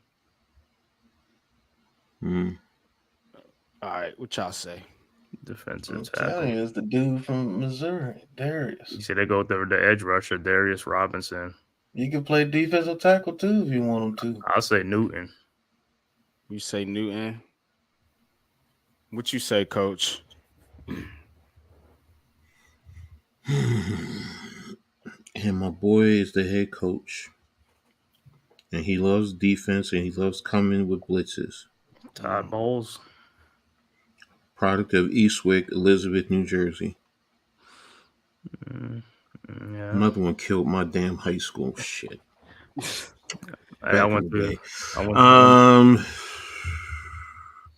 He likes pressure. He likes bringing it from different angles. Go with the edge. Robinson. Yeah, because I can't see a line. Is there a linebacker? Who? That first rounder? No, there's no first round linebackers. Hell no. That's why I'm thinking that. I'm saying to myself, are there any first round linebackers? No. Nah, because Adrian Cooper's a second rounder, right? So go with Robinson. All right, Robinson it is. Yo, Coach, I went to Linden for a year. Oh, okay. So you and your Kennedy. What we? Okay, so this the Cardinals. All right, Cardinals. And what do we get? Who we pick for them? Hart Harrison. I think Marvin Harrison was their first pick. I think. Yeah. Damn, that's a good first pick. D tackle. Or offensive guard. Guess what? Go back down, see who they have at guard. Go look at it. Scroll down, see who they have at guard. Available left guard that's left. Stop. Christian Haynes. It's now. I haven't heard anybody say he's a first rounder, but I was surprised that he's this high. Right, I've always heard him in the second. Second into the third round. So it's like, well, if they have him here, yeah. It's that, or do you take it like you were saying, the DT? Yeah, I'll take Johnny Newton. I'm going DT here. Johnny Newton. Okay. Johnny, come on down. Buffalo Bills. Brian Thomas Jr. Welcome to Buffalo Bills. Right. Yeah, the rich get richer. It's him or Coleman though, right? Him or Donnie Mitchell. I'm going. I think they take Brian Thomas Jr. I think so too. I think it's Brian Thomas or Mitchell. That's Brian. about it. It's Brian Thomas. So here's just one question I'm just going to throw out there, because they have been talks that they are looking to trade Diggs. And Gabe Davis is gone. Brian Thomas replaces what Gabe Davis did. Yep. But if they trade Diggs, who replaces Diggs? Brian Thomas. So they get somebody else. They have to need a receiver. So that's why I'm asking the question. Because That's Josh why I'm Allen trying got to his make hands up right sure. now. He got his hands up I'm right now. trying to make That's who sure. replaces Dig, Josh Allen. Okay. No, Josh I, Allen got You know his what I'm hands saying? up. He got Throw his the I, ball I hands up. just, around. I'm making sure it's not Coleman or Mitchell. That's why I'm asking these questions. No, I'm just make sure. no, I All think they right, take man. Brian Thomas I Jr. think I'm with Pat on this and one. they What y'all ride it say? out until Thomas. Diggs punches Allen. Jay in the eye. Farris, And Thomas, then I run. think is definitely dropping this far, maybe a little bit later. Thomas. Yeah. Versus, I thought it was Coleman. Coleman's just like second round now. Yeah, Mhm. he's still on the board. All right. Lions. Now, this Oh, is where I think they get that guy Cooper DeJean the Makes Lions. sense. Makes because sense. he fits what He fits they love to do. Aaron with his Yeah. own concepts. Yeah, he does. Mhm. Mm, Cooper DeJean fits them perfectly. Yep. Cooper it is. Cooper DeJean. All right. Baltimore. AD Ravens. Mitchell. They have to get a Yeah, receiver. they have to get a receiver because What about And Worthy? hell no, Mm-mm. that's what's getting them killed. I guess what? You're taking them stupid fast dudes. Yeah, he's not for them. He's not Yeah. for that team. Just leave it like that. He's not for that team. Okay. But AD Mitchell, yeah, it makes sense for Baltimore. Nah, I like Mitchell. I want to give a little pushback. I don't want it to be like consensus, you know. yeah, We got to make it a Like, little. Ravens devil's need to get a advocate, quarterback. devil's advocate. Ebon is stupid, man. They need a quarterback. All right. All right. AD Mitchell. All right. 49ers. Shit, they need a quarterback.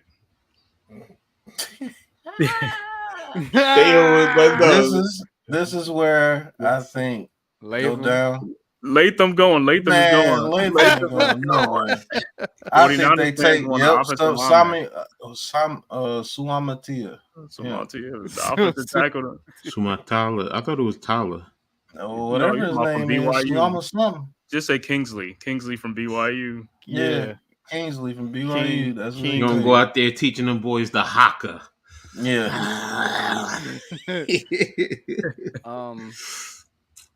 Yeah, it's kind of the offensive line is kind of where it's at right now as far as the talent. What about a guy like TJ Tampa? Man, if you second round. Lord. All right. Sumata, everybody agree? Yeah, Kingsley. Go Kingsley. Kingsley. The offensive lineman. About him. Because if what's name would have slipped, if what's name would have slipped, he would have been there. Barton. They definitely like Barton. This is where, for me, Xavier Worthy goes. Yep. This is exactly where he goes. They're gonna pair him with Rasheed Rice and what about Lad McConkey? And let them Xavier Worthy. It's Xavier Worthy, man. There's no. I love Lad McConkey. You know I love Lad McConkey. No. But no, it's. I know it's going to be a wide receiver. I agree with that. I don't think anybody wants Isaiah Simmons Thunder. Hey, Thunder, no, they ain't signed Simmons yet because of the new defensive coordinator. They don't know if he fit in the system with Shane Bowen's system, so they don't know that yet. That's probably why they ain't signed him. I know there's Troy Franklin. I know that. Troy Franklin. I think Worthy fits that speed. It opens up the second level, and you got on his last leg. So you got to give him as much help from the tight end spot to stress the back end of the defense. That opens it up for Rice too, and it helps the run game. So yes, no. But Mahomes might not have that time to throw the ball if Jahad Ward's coming off the corner. Yeah, right. Yeah, it's Worthy. Not as bad as Boogie Basham. Yeah, but I mean, I'm gonna be honest. That's the closest to the cheetah he's gonna get. There it is. Let's see the results, y'all. Yes, sir. Damn, so Drake May. Wow. Drake May to the I never thought I'd be in any type of draft simulator and say, okay, we're gonna take Drake May. We took Drake May. Fire Joe Shane's ass. But a lot of Giants fans on Twitter, would be elated if Drake May fell. Yeah. I know this guy's a Drake May fan. That's 100. I do have a bone to pick with you guys though. How you guys gonna leave Denver with just Stidham on roster? That's what I said. They needed a quarterback. They go take Bo Nix because you know why? This is my prediction. What's up, guys? Thank you guys so much for having on. And Coach Coach Ed knows how my prediction goes. I got all messed up and it was saying Josh Allen for Super Bowl. That didn't work out. But that being said, I do say this. I will say this. Bo Nix, I do believe. Obviously, I'm not a fly on the wall, but I do believe that Sean Payton kind of sees some kind of Drew Brees in here, and I think if in him, and I think if any team was to reach for Bo Nix, it would be Sean Payton, and it wouldn't be considered a reach because it's Sean Payton. So your guys' draft actually ended up like my draft for the top 6. I actually had the Vikings trading up to get JJ with the Patriots, but I know you guys didn't do trades. But I do think if there's a team to reach on Knicks and the NFL community being like, okay, that makes sense, it would be the Broncos at 12. And I think homie above me said it too. I don't think I think Penix goes to Oakland. I don't think Penix leaves the first. But if he does leave the first, I mean, like that would be a shock to me because I do feel like with all these top 6 quarterbacks, a lot of these teams they rank them in different areas. And I think a lot of teams are higher on Penix than they are on people like Drake May. So if Penix was to fall, I would see him getting picked, if not by Oakland, somewhere in the 20s. I don't think these top 6 quarterbacks honestly make it out of the first, but that's why it's fun. And that's why I love watching these videos because of the facts that you never know, you never know how these drafts are going to go. I will say you will be surprised. Because if the Raiders don't take Penix, guess where he's going? Pretty much to the second round. So you got just like Bo Nix. If Bo Nix don't get picked up by the Broncos, guess where he's going? Yeah, second round and deep into the second round. Too. I can agree with your point though, Zion. I could see Sean Payton liking a guy like Bo Nix and thinking that he could mold him kind of like he did with Breeze back in the day. I could see that scenario, but that's rich. Yeah, that's what I'm saying. But if a team can do it, it would be Sean. Not to interrupt you. My bad. Yeah, no, you good. That's real though. I don't want no part of JC Latham. Man, I'm telling you, bro. But you know what? But you know what? That's what helps the draft though. When teams pick them early and then they push somebody else back. That's something the Raiders would do. JC Latham. Hopefully they do. But that's a Raiders pick all day, every day. JC Latham. But if they do take Michael Penix, that would be dope for him. You got Adams over there already. Yeah. So yeah, they would. Yeah. You don't think the Seahawks take him to sit behind Smith just in case? Man, you don't know what the Seahawks doing over there. Right. That's a sneaky team, though. The Seahawks. Right. They can't ride Geno forever. Right. I guarantee you this: if they start off bad, Geno gonna get benched. I'll tell you that. Right. Well, they ain't got Drew Lock no more, man. They're gonna get his ass right out of there in Seattle. But man, good chilling with you fellas doing that mock draft.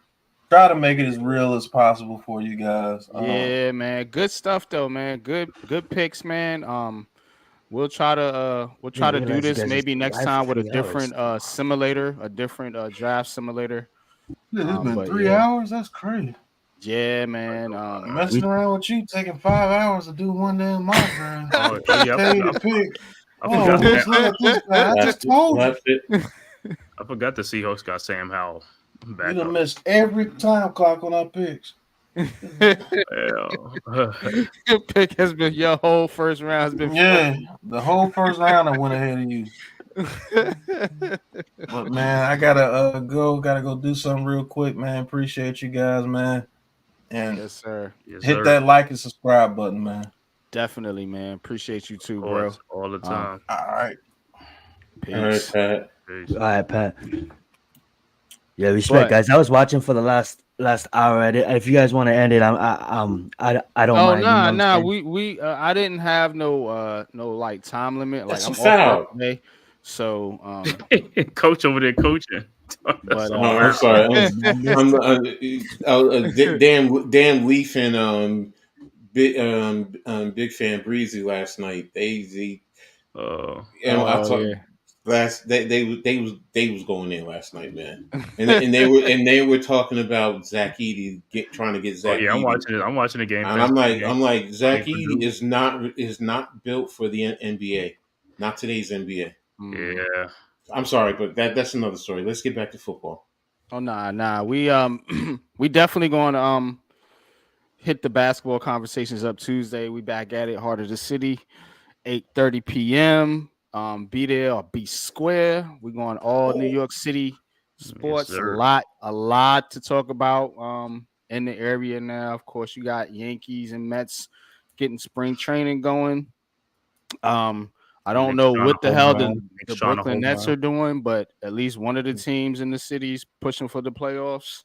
And of course, you know, we always going to chat about the Giants and the Jets and of course, college basketball, March Madness, hot and heavy right now. Oh, I got some stuff to talk about that on Tuesday, bro. And it's not going to be exciting. My God. You just saw Miss Layup? Yeah. Oh my God. Yeah. That's the most egregious miss I've ever seen. Even my badass at basketball couldn't miss that one. Damn. Yeah, man. But appreciate everybody for joining in, man. Let's give our last thoughts on the Giants and on the draft. Like I said, I'm gonna try to do some more mock drafts leading up to the draft. Of course, you guys, if you don't know, we will be at the draft. I'll be there for sure, along with Big Bro Lou and Big Pat.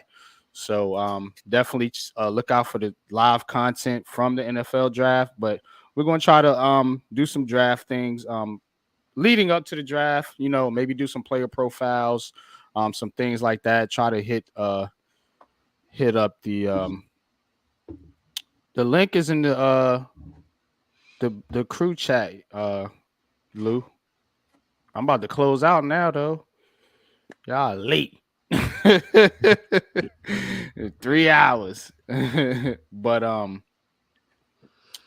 yeah, man. Just closing thoughts, man, on the draft, man. And what direction you think the Giants should go, man, and how you feeling about the first or second round, or whatever. Just closing statements. I'm just saying, as far as the draft, I can't wait for it. I'm gonna be there at the draft too. You know what I'm saying? So I'll tell y'all. Okay. I'm gonna link up with you guys. Definitely, man. Draft, definitely do that, man. Don't forget either. Oh, okay. Of course not, man. You know how it is. You know what I'm saying? I'm trying to be in the front too when they drafting. You know what I'm saying? That's the whole. You know what I'm saying? And like you said, that's the beauty of the draft, man. The trades that go down to see what the Giants do. Because I mean, at number 6, man, I don't know what the Giants going to do, man. I mean, I want receiver, but you just never know if a trade comes and they move back or they move up. I don't know, man. You know, in the past, you know what they was doing, you know what I'm saying? But this one, I don't know what they're going to do. You don't know, yeah. So that's going to be the excitement, you know what I'm saying? Just being there, you know, to see what happens, you know, seeing the crowd reaction and all that stuff, you know, or who knows, they could trade the 6th pick and get like, you know, like a T. Higgins, somebody. You just never know, you know what I'm saying, before draft. You just never know what's going to happen. Yeah. Well said. Absolutely. What's up, Lou? Yeah. Lou, you're gonna have to give your closing opening statement and your closing statement at the same time because we about to wrap up. He on here. He on here to show. He gave it at the right time. No, he's showcasing merch. That's what he's doing. Look what he's doing. He's showcasing merch. That's what he's doing. I love that. I just want to say real fast. Come on, player. Pimp your game. Come on, Playboy. There it is. Pimp your game. I love it. I know what it is. I came to sprinkle some facts out this motherfucker. It's a lot of haters out there. You know what I'm saying? That don't want us to get a QB. That don't want us to get a wide receiver. Everybody got their panties all in the bunch complaining about who we going to get. Everybody acting like they actually get a paycheck from this organization. Listen, the New York Giants ain't gave me $1 damn in 45 years of living. What they have given me is depression, anxiety, elation, joy, anger, happiness, sadness, confusion, and a bunch of group of guys of like-minded individuals who don't give a shit about other people's opinions but know the game. So for that, I am grateful. Make sure y'all catch us at the draft. We got some bangers coming y'all way y'all don't even know about that we have not discussed. Make sure you go check out Coach Ed Gladney's Amazing World of Sports. Unpopular opinion. Zion Zenev's halftime and ass. He makes videos halftime the year, halftime he don't, but he do make good content. Make sure you go subscribe to him. I think that's Coach Dante up there. Who is that? Man Cave's gonna be at the draft too, bro. Man Cave. This is the first time I can put a face to the name. Okay. What's going on? He be in the chat all the time. I just never seen his face. Okay, nice to meet you, bro. Yes, sir. March 30th, this Saturday. Big fight coming up. Isaac Pitbull Cruz versus Rolly Romero. Okay. But as far as the draft, in my opinion, I would like to get Malik Neighbors at 6 or Marvin Harrison Jr., preferably Harrison Jr., but it's not looking like they're going to go that way now. There's a lot of rumors about them trading up. I read an article that came out last night from the Gridiron saying the Giants are now excited to potentially get a quarterback in the first round. So even though 6 hours ago, Dable said DJ's going to be the starter when he comes back, it seems like there's some miscommunication in that war room because the coach is saying DJ's the starter. The GM is saying they might be getting a quarterback. So the key word, Lou, is when he comes back. Lou, you also don't you like poker. You don't play your hand. You don't play your hand in public. You throw some little smoke screens and bluff. Yeah. Come on, man. That's what they're doing. They don't want everybody to know. Shane plays chess. He does it very well. He's an assassin. You think he's going to go one way? It's not like we're playing with Ghetto Bum, because Ghetto Bum would tell you before the draft, which is why you lose picks. So what you telling me is just Rob Carolina for buying. So what you telling me is Shane is faking to the left and cutting to the right. Bingo. Yeah. Bingo. Because I find too many of these leaks. A lot of things is leaking out too much. And that's the whole thing. It's like to me, this stuff is funny. It's like, yeah, I read up on all this stuff, and there's so many different things, and I'm just saying to myself, you know what? They're doing a great job of not putting shit out there so everybody knows what the hell we're doing. Everything, you know what I think, y'all? I think everything that's coming out is they're thinking the opposite. So if they're saying they're taking J.J. McCarthy, they don't like J.J. McCarthy. They probably want Drake May or Penix or somebody else. They're gonna draft who we drafted tonight, Drake May. I would say this. I told Adam this on the phone the other day. I'm like, one thing about Joe that get him in wasn't is Dave. He wasn't cultured. Like Joe is cultured. Like you watch these videos, it's a game to him, and he loves playing the game. Yeah. You know what I'm saying? So when you see him at all the Senior Bowl behind the scenes and the Carolinas GMs coming up to him, is like, hey Joe, who are you gonna take at 6? Like it's all fun and games. So he's leaking information. He's telling his team to leak information himself. Like he's throwing smoke grenades and he lives in that. This is his time to shine, the off season, right?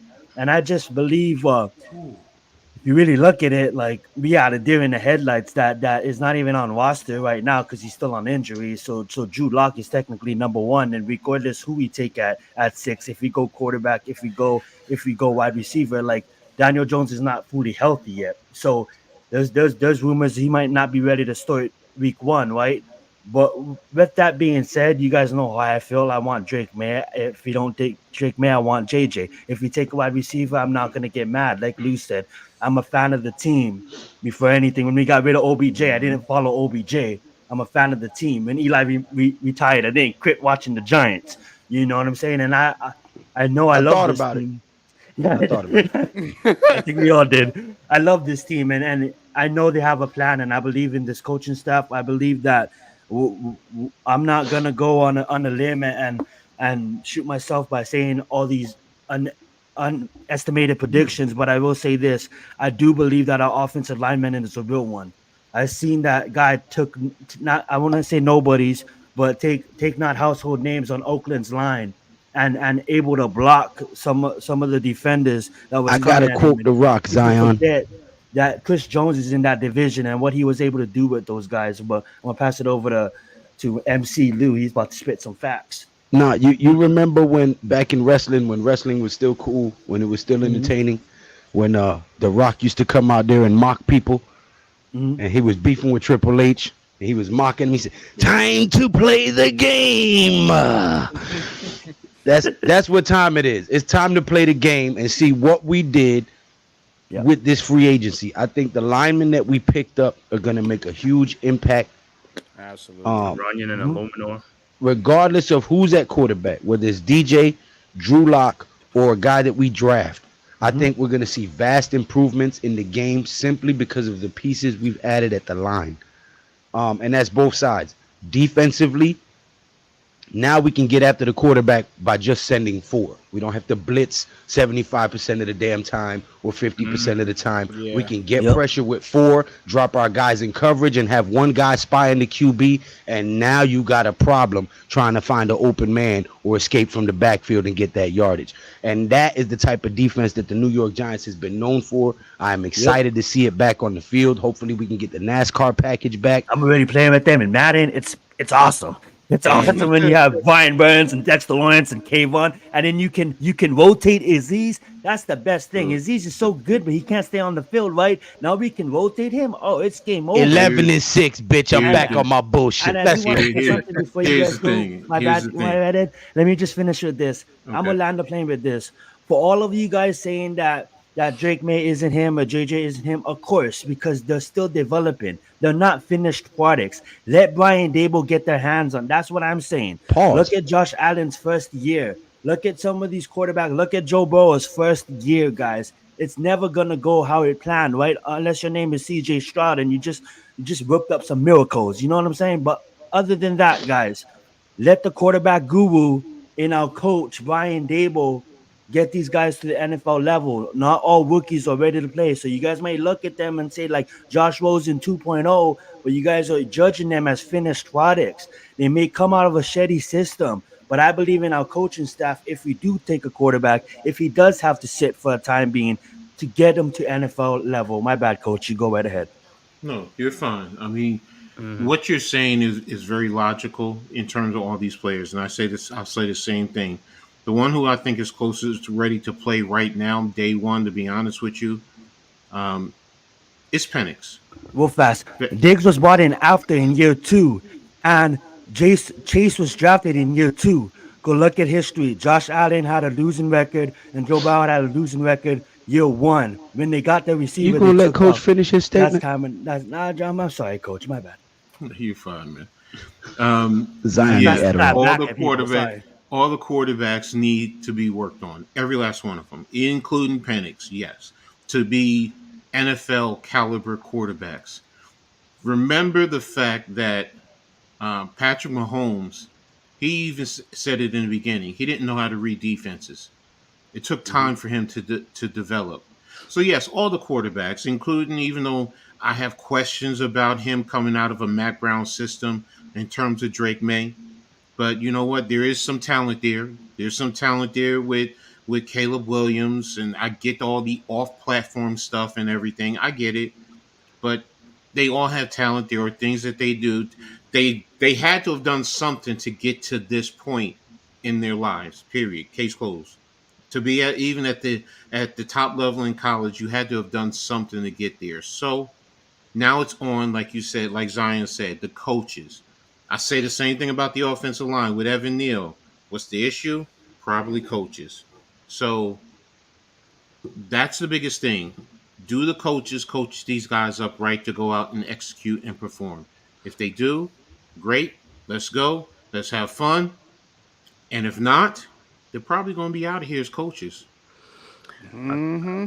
But you know what I think I see a lot of teams now where like building their team up before they get their quarterbacks, and that's why I see quarterbacks are looking better too. You know what I'm saying? Compared to like a trashing, like you look at the Panthers, they didn't build their team up, and that's why I've Bryce been Young was saying that bad. shit for years. You see what I'm saying? Where But I Stroud looking do. good. You see what I'm saying? I think teams are like trying to start to do that now. Yeah, I've I been asked the saying that. I do love question. that point, man, Cave. But I I, would say this: when you have a quarterback How you gonna talk like over the host? my nah, bad, you good. Go ahead. Finish your statement. my You bad, good. my bad. I just getting so excited when I get Nah, to you talk good, bro. Giants. You know. He fucking with you, man. Go Pause. ahead. Not too excited. Pause. Hold up, Zion. Yeah, I will say this though, real fast. Crazy. I think when you have a quarterback like a Bryce Young, well, we don't know what he's gonna be, but we do blame that offensive line, right? I just feel like they kind of feel like it's like AR-15, right? It's like the coach know that AR-15 wasn't him, but they have to take him because it's AR-15, what he could possibly be. So at Carolina, they looked at it like, bro, Bryce Young, if we can build a team around this guy, we have him. And when you have a quarterback that high, not saying he was mocked that high, but when what they thought of him, they loved him, right? So they're like, bro, let's go get our guy because sometimes when you go and you go get your guy, it works out. Like we just talked about, I'm not trying to compare Patrick Mahomes to anybody, but Patrick Mahomes wasn't Patrick Mahomes when he was getting drafted, right? But the Chiefs loved him, so they moved up and get him. I believe that Bryce Young, I'm not saying you judged him or anything. I'm just saying I think it's too early to judge him. I think if we look back at it in about 3 more years, Carolina is gonna work on getting. I mean, like they're literally sacrificing their defense to work on the offense for him this offseason. Oh So yeah. if he comes up and now this is Carolina's problem now. They're gonna score points and they're gonna get scored upon. So they're gonna lose games. You know what I'm saying? Because now they don't have a defense. But I didn't want to interrupt the host, and my bad. I didn't want to get No, into you this whole good. debate with Man Cave because Man Cave is obviously has some awesome points. Yeah, I was gonna say though, that is true. Both you guys make some good points. I asked Coach and Big Pat earlier, is this Giants team like after everything they've done in free agency, and everything that we're projecting them to do in the draft? You know, they got the 6 picks or whatever, and the 6 overall pick. Do you think this roster right now is currently constructed is a good situation for a rookie quarterback to come into? And if that question is yes, then the Giants will be making the right decision if they do decide to take a quarterback at 6. If that answer is no, then obviously we need more work to do and we're not ready. Now, before you answer, think about some of the other teams that was in certain situations like Houston, like Chicago now, what they done for Caleb Williams. So do you think the Giants, as currently constructed, is a good enough roster for a rookie quarterback to step into? I would say no, not right now. But you also have to look at too. It doesn't matter if you pick a rookie quarterback because Daniel Jones is going to be playing, so he's going to have a year to sit anyway. That's another part of it. So you're going to build the Exactly. team up. You're not a team now. You can keep building the team up for that next year. You see what I'm saying? So it works in our favor a little bit too in that essence. Zion, what's your thoughts? Yeah, and I have to calm down. And I'm sorry for interrupting everybody. I don't mean to do that at all. No, you I would good. say Go ahead. this though. I would say this. I would say call me crazy, but I just think it's our time, man. It's our time. The universe has cursed this 5-star organization for the last 10 years, man.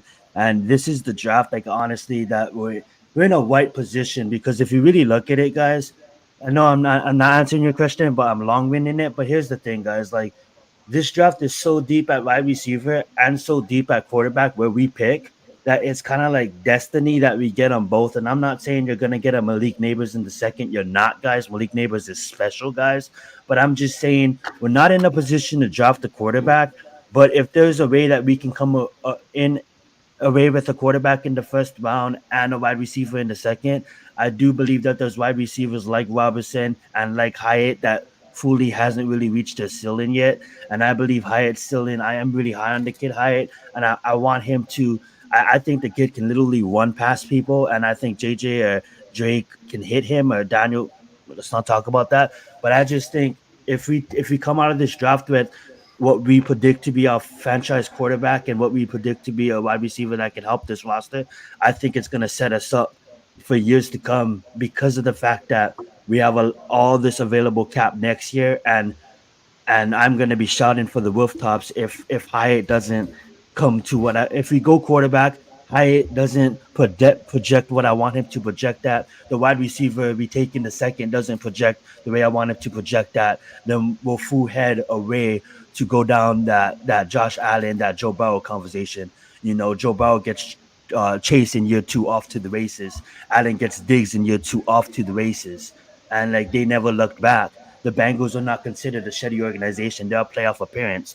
The Buffalo is not considered the playoff. You guys get the point. It's like next year, I'm kind of scared at the quarterbacks that we might not be in a position to draft, and I just don't want to gamble that. You know what I'm saying? So no, we're not in the position, but this year aligned, kind of like what homie just said with Bryce Young. I think Bryce Young just aligned, and Carolina just had to go get him. I think they love a guy and they're just gonna go get him. So I think no, but I think we get a quarterback. Coach, Mm-hmm. you think this roster's ready for a rookie quarterback? Depends on what you want that quarterback to do. If he's coming in to sit a year behind Daniel Jones, sure. If you're talking about going out to lead the team to the playoffs, no, we're not there as yet. We still have some, pieces that we need to add and develop. I mean, the first thing that I keep harping on it, it's the offensive line. What's going to happen with the offensive line? How are we going to coach these guys up? And, we brought new guys in. Yes, we're, intrigued, somewhat excited, but they still got to go out and perform and build a level of continuity. So, but based off of last year, is a rookie quarterback ready to come lead this team? I'm not ready to hand over the reins just as yet to a rookie quarterback because we still have a lot of construction that we need to do. Fair point. Lou, yo, we'll close it out with you. Do you think this Giants team, after everything they've done in free agency, with the draft coming up, do you think this is a good situation, or do you think this roster is suitable for a rookie quarterback to come in right now? For a rookie quarterback to come in right now, no, because we still don't have an offensive identity. We still don't know who we are as a team. Yes, we have improved on paper, but these guys haven't stepped out on the field as a cohesive offensive line yet. These guys have not come out and learned the playbook, learned their position, their specific roles in the play. Whether you're down blocking, whether you're pulling, whether you're run blocking, so it's a lot of factors that go into it. Yes, we look better on paper, right? Now, the bigger question is if we do get a quarterback, if we draft a quarterback, is the system that Dable wants to implement going to fit his skill set? If we don't draft a quarterback, is Drew Lock going to be able to lead this team until DJ comes back? Or is DJ going to be as good or worse when he comes back? Or can he potentially take that leap we've all been hoping for 6 years? So it's a lot of variables. I think we've improved on paper. I think DJ is the best bet for this year simply because he's had 2 years under Dable and he kind of knows what Dable wants from him, as opposed to a rookie quarterback having to come in and try to figure that out, or a Drew Lock who doesn't know the system trying to figure that out. So to me, I think DJ is our best shot this year if we want to try to make a push. Okay. Yeah, that's fair. All fair points. In my unpopular opinion, I think this actually is an ideal situation. And I know it's gonna sound crazy coming from me, but I think this actually is an ideal situation for a rookie quarterback to come into, if you allow him to sit. That's a big if.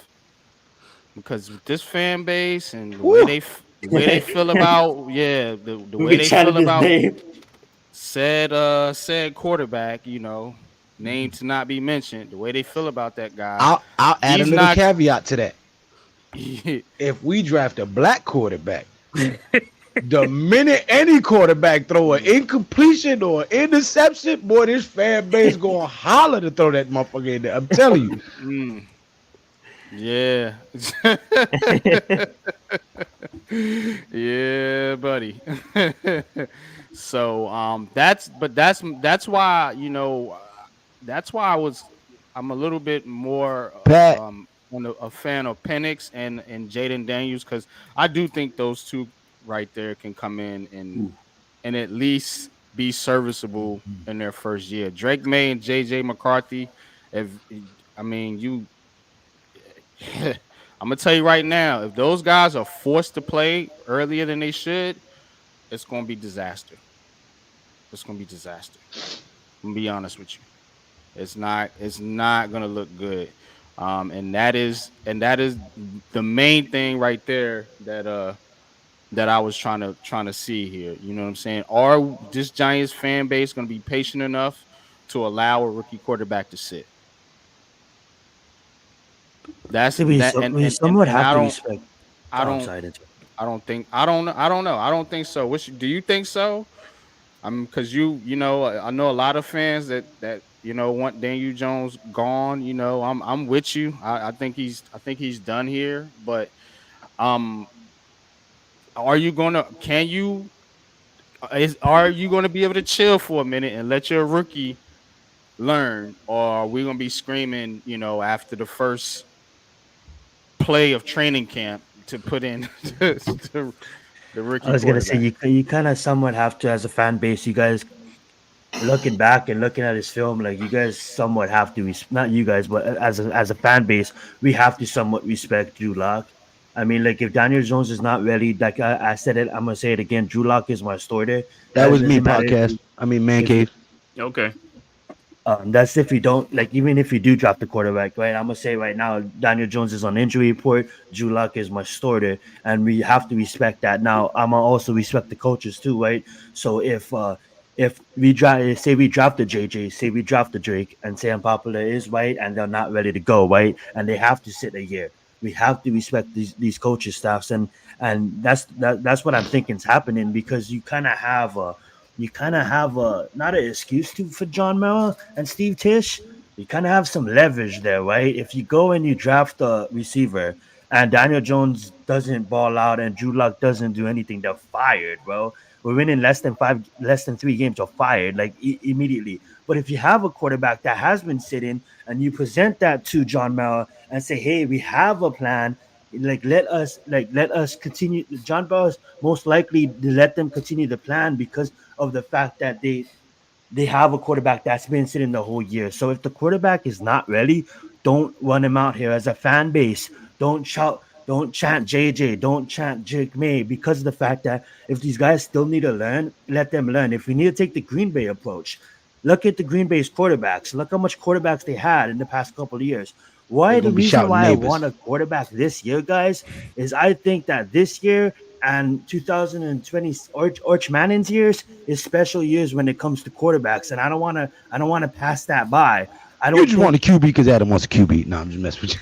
Yeah, I don't think that Shorter Standers and Quinn Edwards is probably your two quarterbacks next year. There's a lot, maybe if they have good years, but outside of that, like, it's dry for the next 2 years, and I don't want to be scrambling.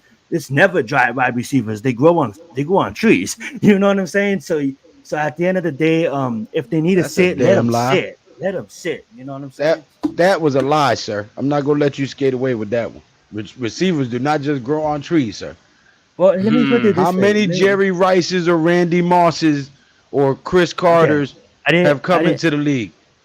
I didn't mean to say it like that. What I meant to say is, like, when you think of quarterbacks, right? You think of, like, look at quarterbacks nowadays and age, right? You have Hall of Famers that's still playing, right?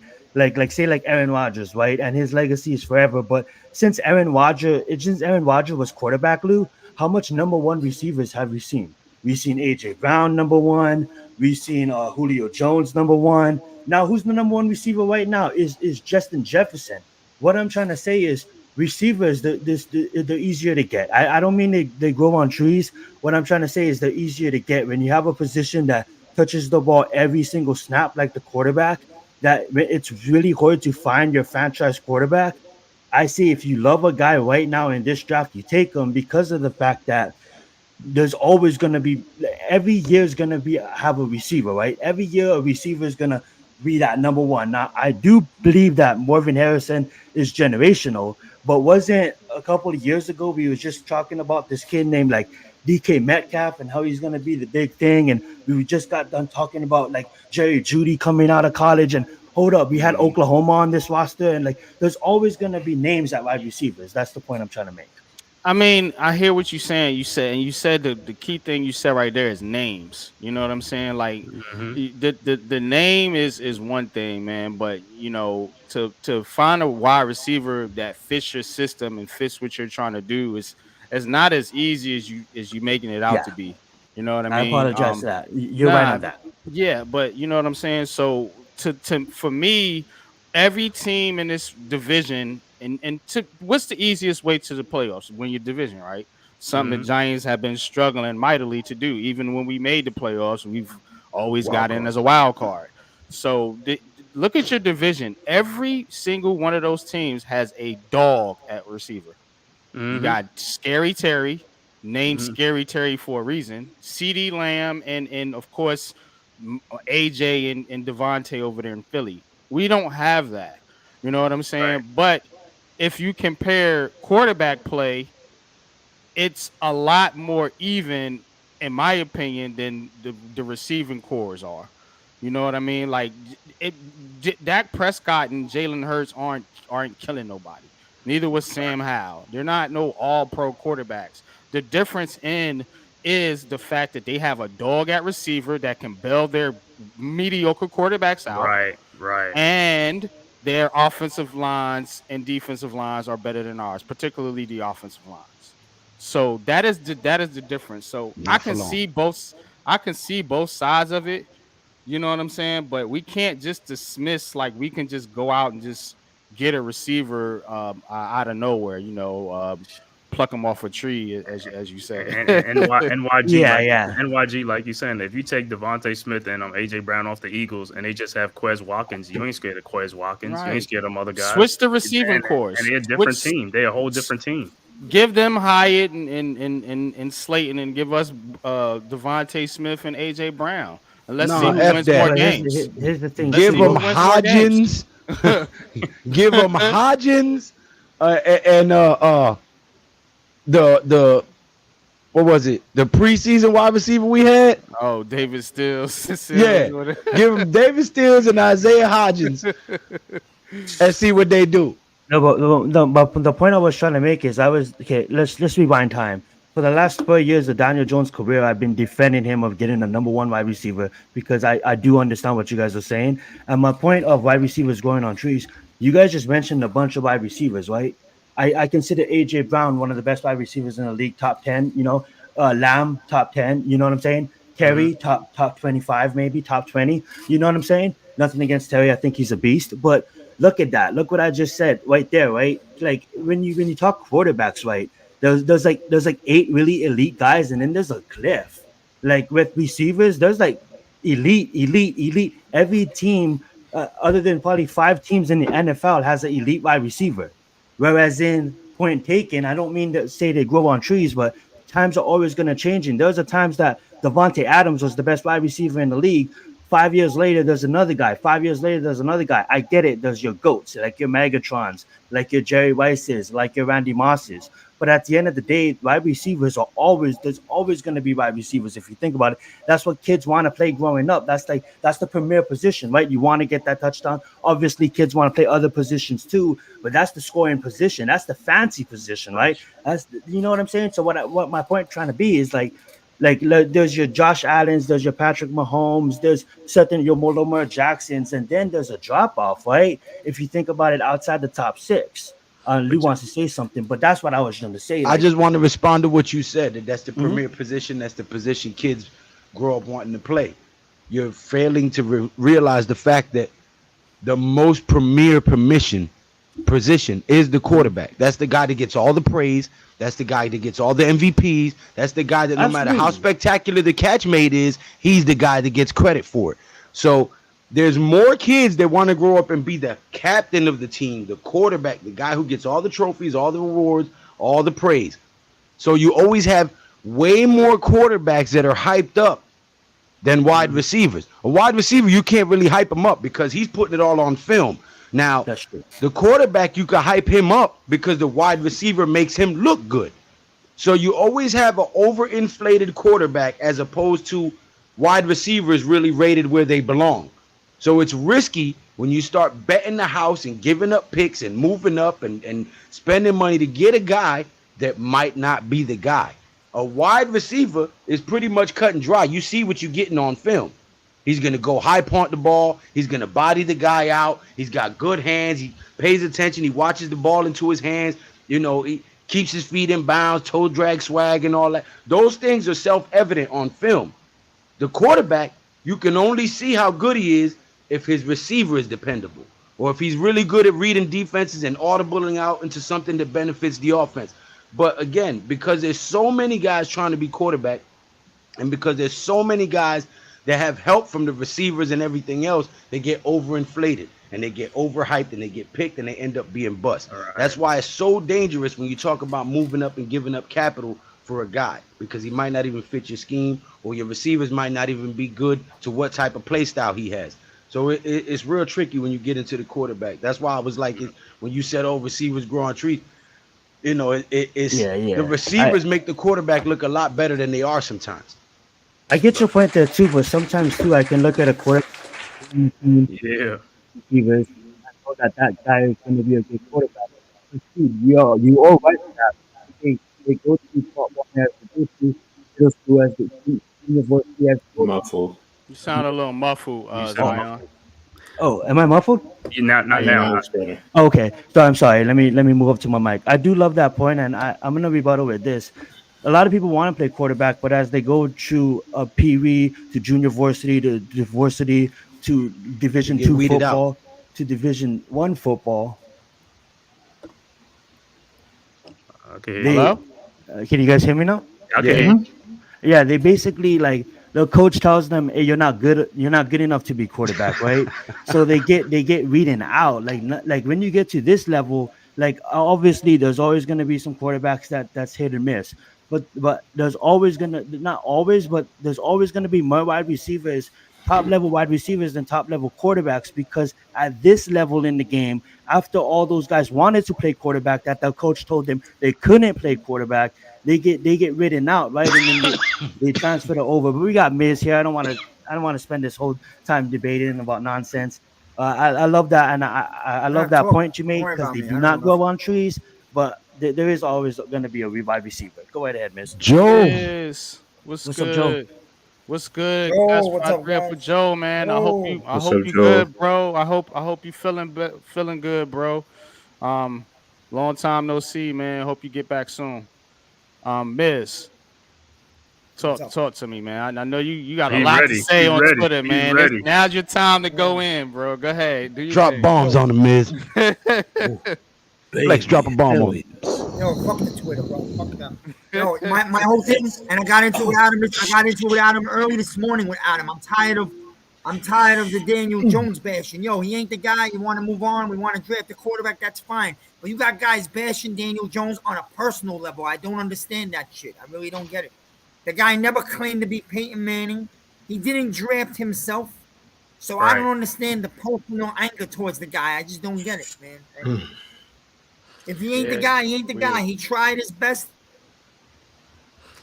And he's not the guy. We also didn't help him. But this personal bashing of Daniel Jones, my toilet bowl doesn't work, and it's Daniel Jones's fault. You know, like stupidity, bro. I'm not with it. I got you, bro. I'm really not with it. But I'm gonna say this about the quarterback thing. I mean, everybody's talking about it's a quarterback draft. The last 2 or 3 drafts was a quarterback draft. Right. Look at those guys now. Now they on different teams now. They backups. And you have to understand, you say Lamar Jackson, Josh Allen, that's 1 quarterback per draft. So if you draft in 6 quarterbacks, only 1 is making it, you're wasting on another 4 or 5 quarterbacks. It's a crapshoot. Because when was the last draft that had like a bunch of Hall of Fame quarterbacks in one draft? It don't happen that often. It don't. I don't even know when was the last Hall of Fame. I don't think there ever was. It was like 4 or 5 quarterbacks. Yes, it was. I know 83 was. I think 83 was. That's where you 40 had. years ago. That's 40 years You had ago. Marino, Right. Elway in that draft. I'm trying to remember. Would you consider Eli 04. Rivers? Yeah. Eli Rivers and Big Right. Ben. 20 years ago, right. That's what I say. It's not like every single year, but every single year they're hyping up like and that's what I'm saying. You got to be careful what you're doing because the same people that's hyping these people up, when they fail, they're gonna go hide and then blame the team. Say they should never pick them. They had a chance to, they had a choice of who to pick. You know what I'm saying? They go hide. You know what I'm saying? But yeah, quarterback is one thing, but it's like you got to pick the best. And you know what's crazy, Man Cave, to piggyback on what you're saying? I seen something on Twitter a couple days ago where they was showing like Daniel Jones and his pro day or whatever, and how they was hyping him up. They was like, "This guy's a first round quarterback. He's gonna go in the first round." But then we mad at the Giants for taking him, right? Because it didn't work out. You know what I'm saying? So now we pissed because he took Daniel Jones. But the same pick 6. Here we go again. Same situation. Hyped up quarterbacks.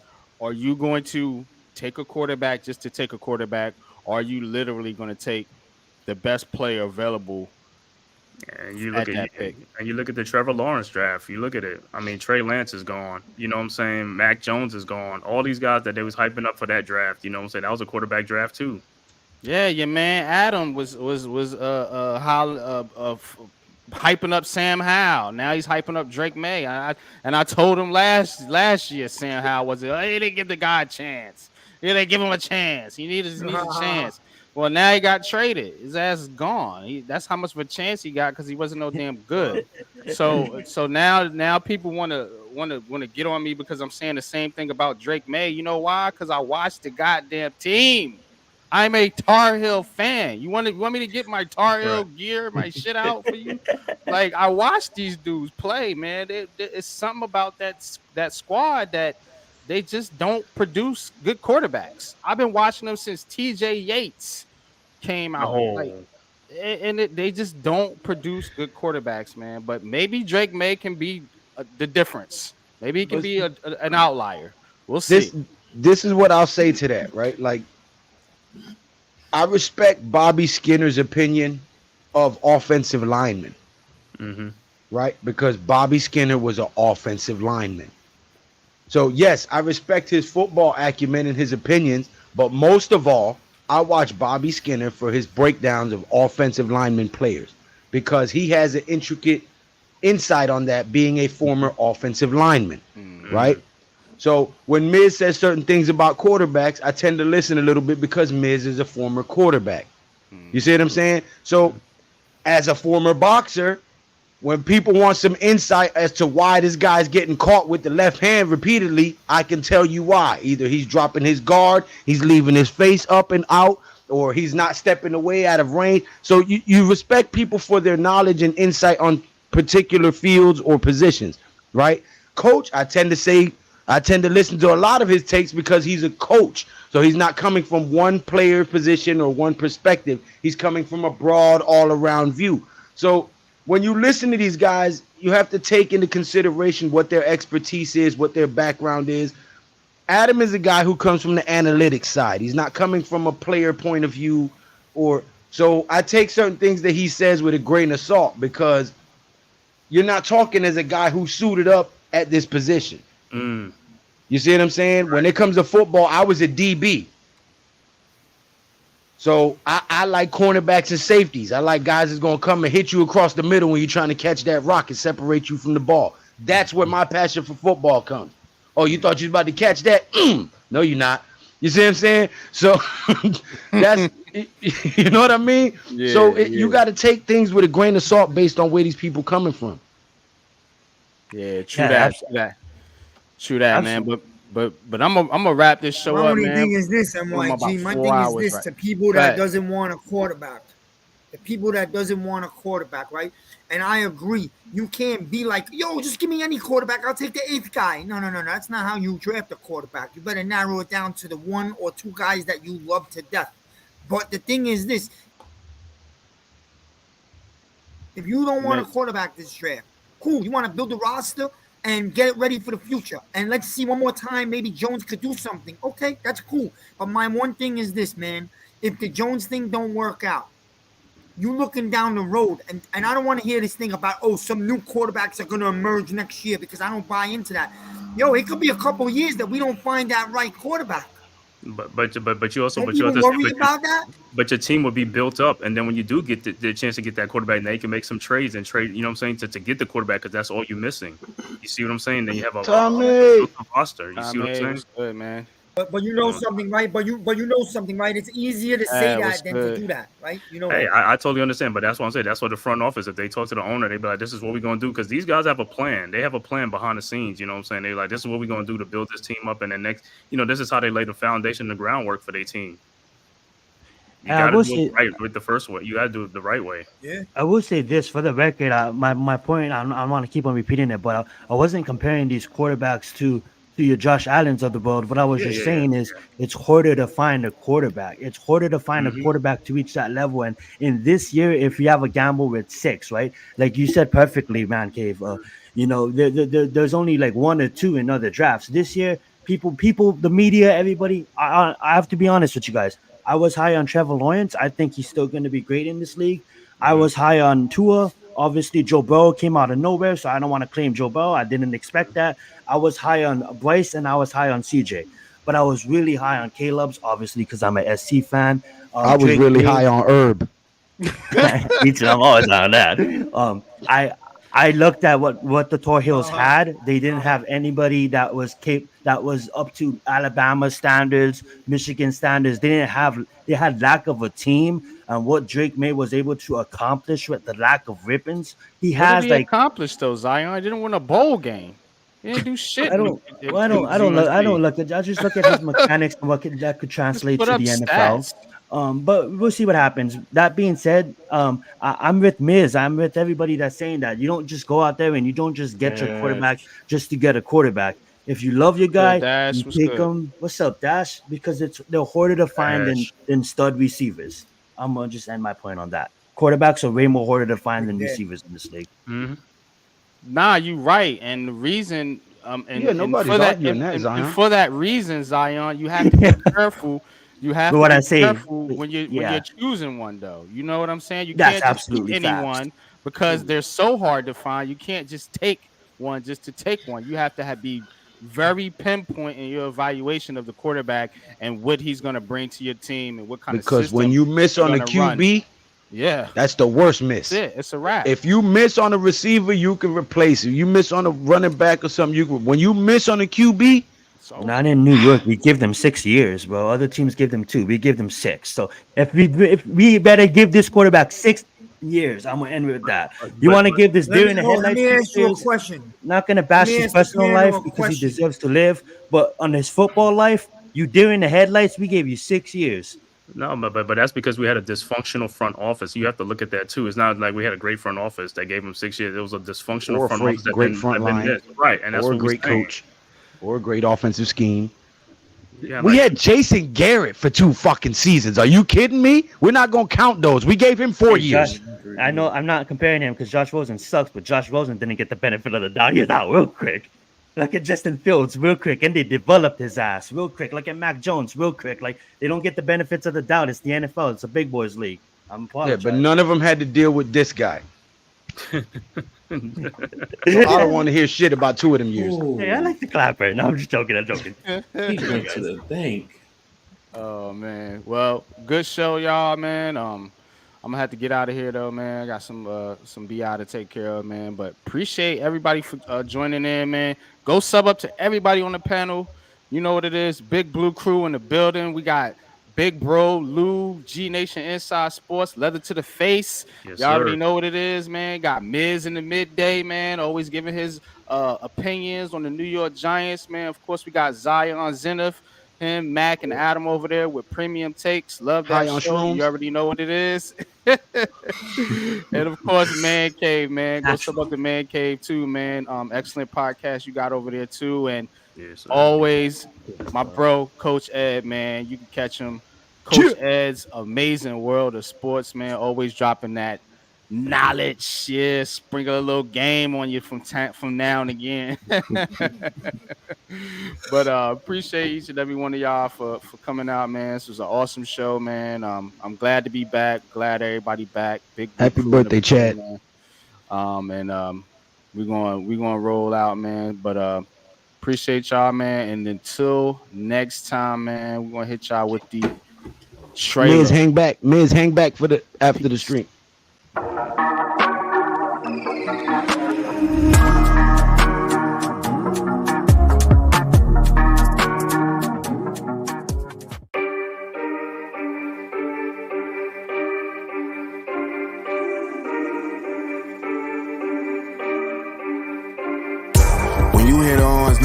Time. And you know me and my bros on the same time. No breaks, green light. No breaks, I got the green light.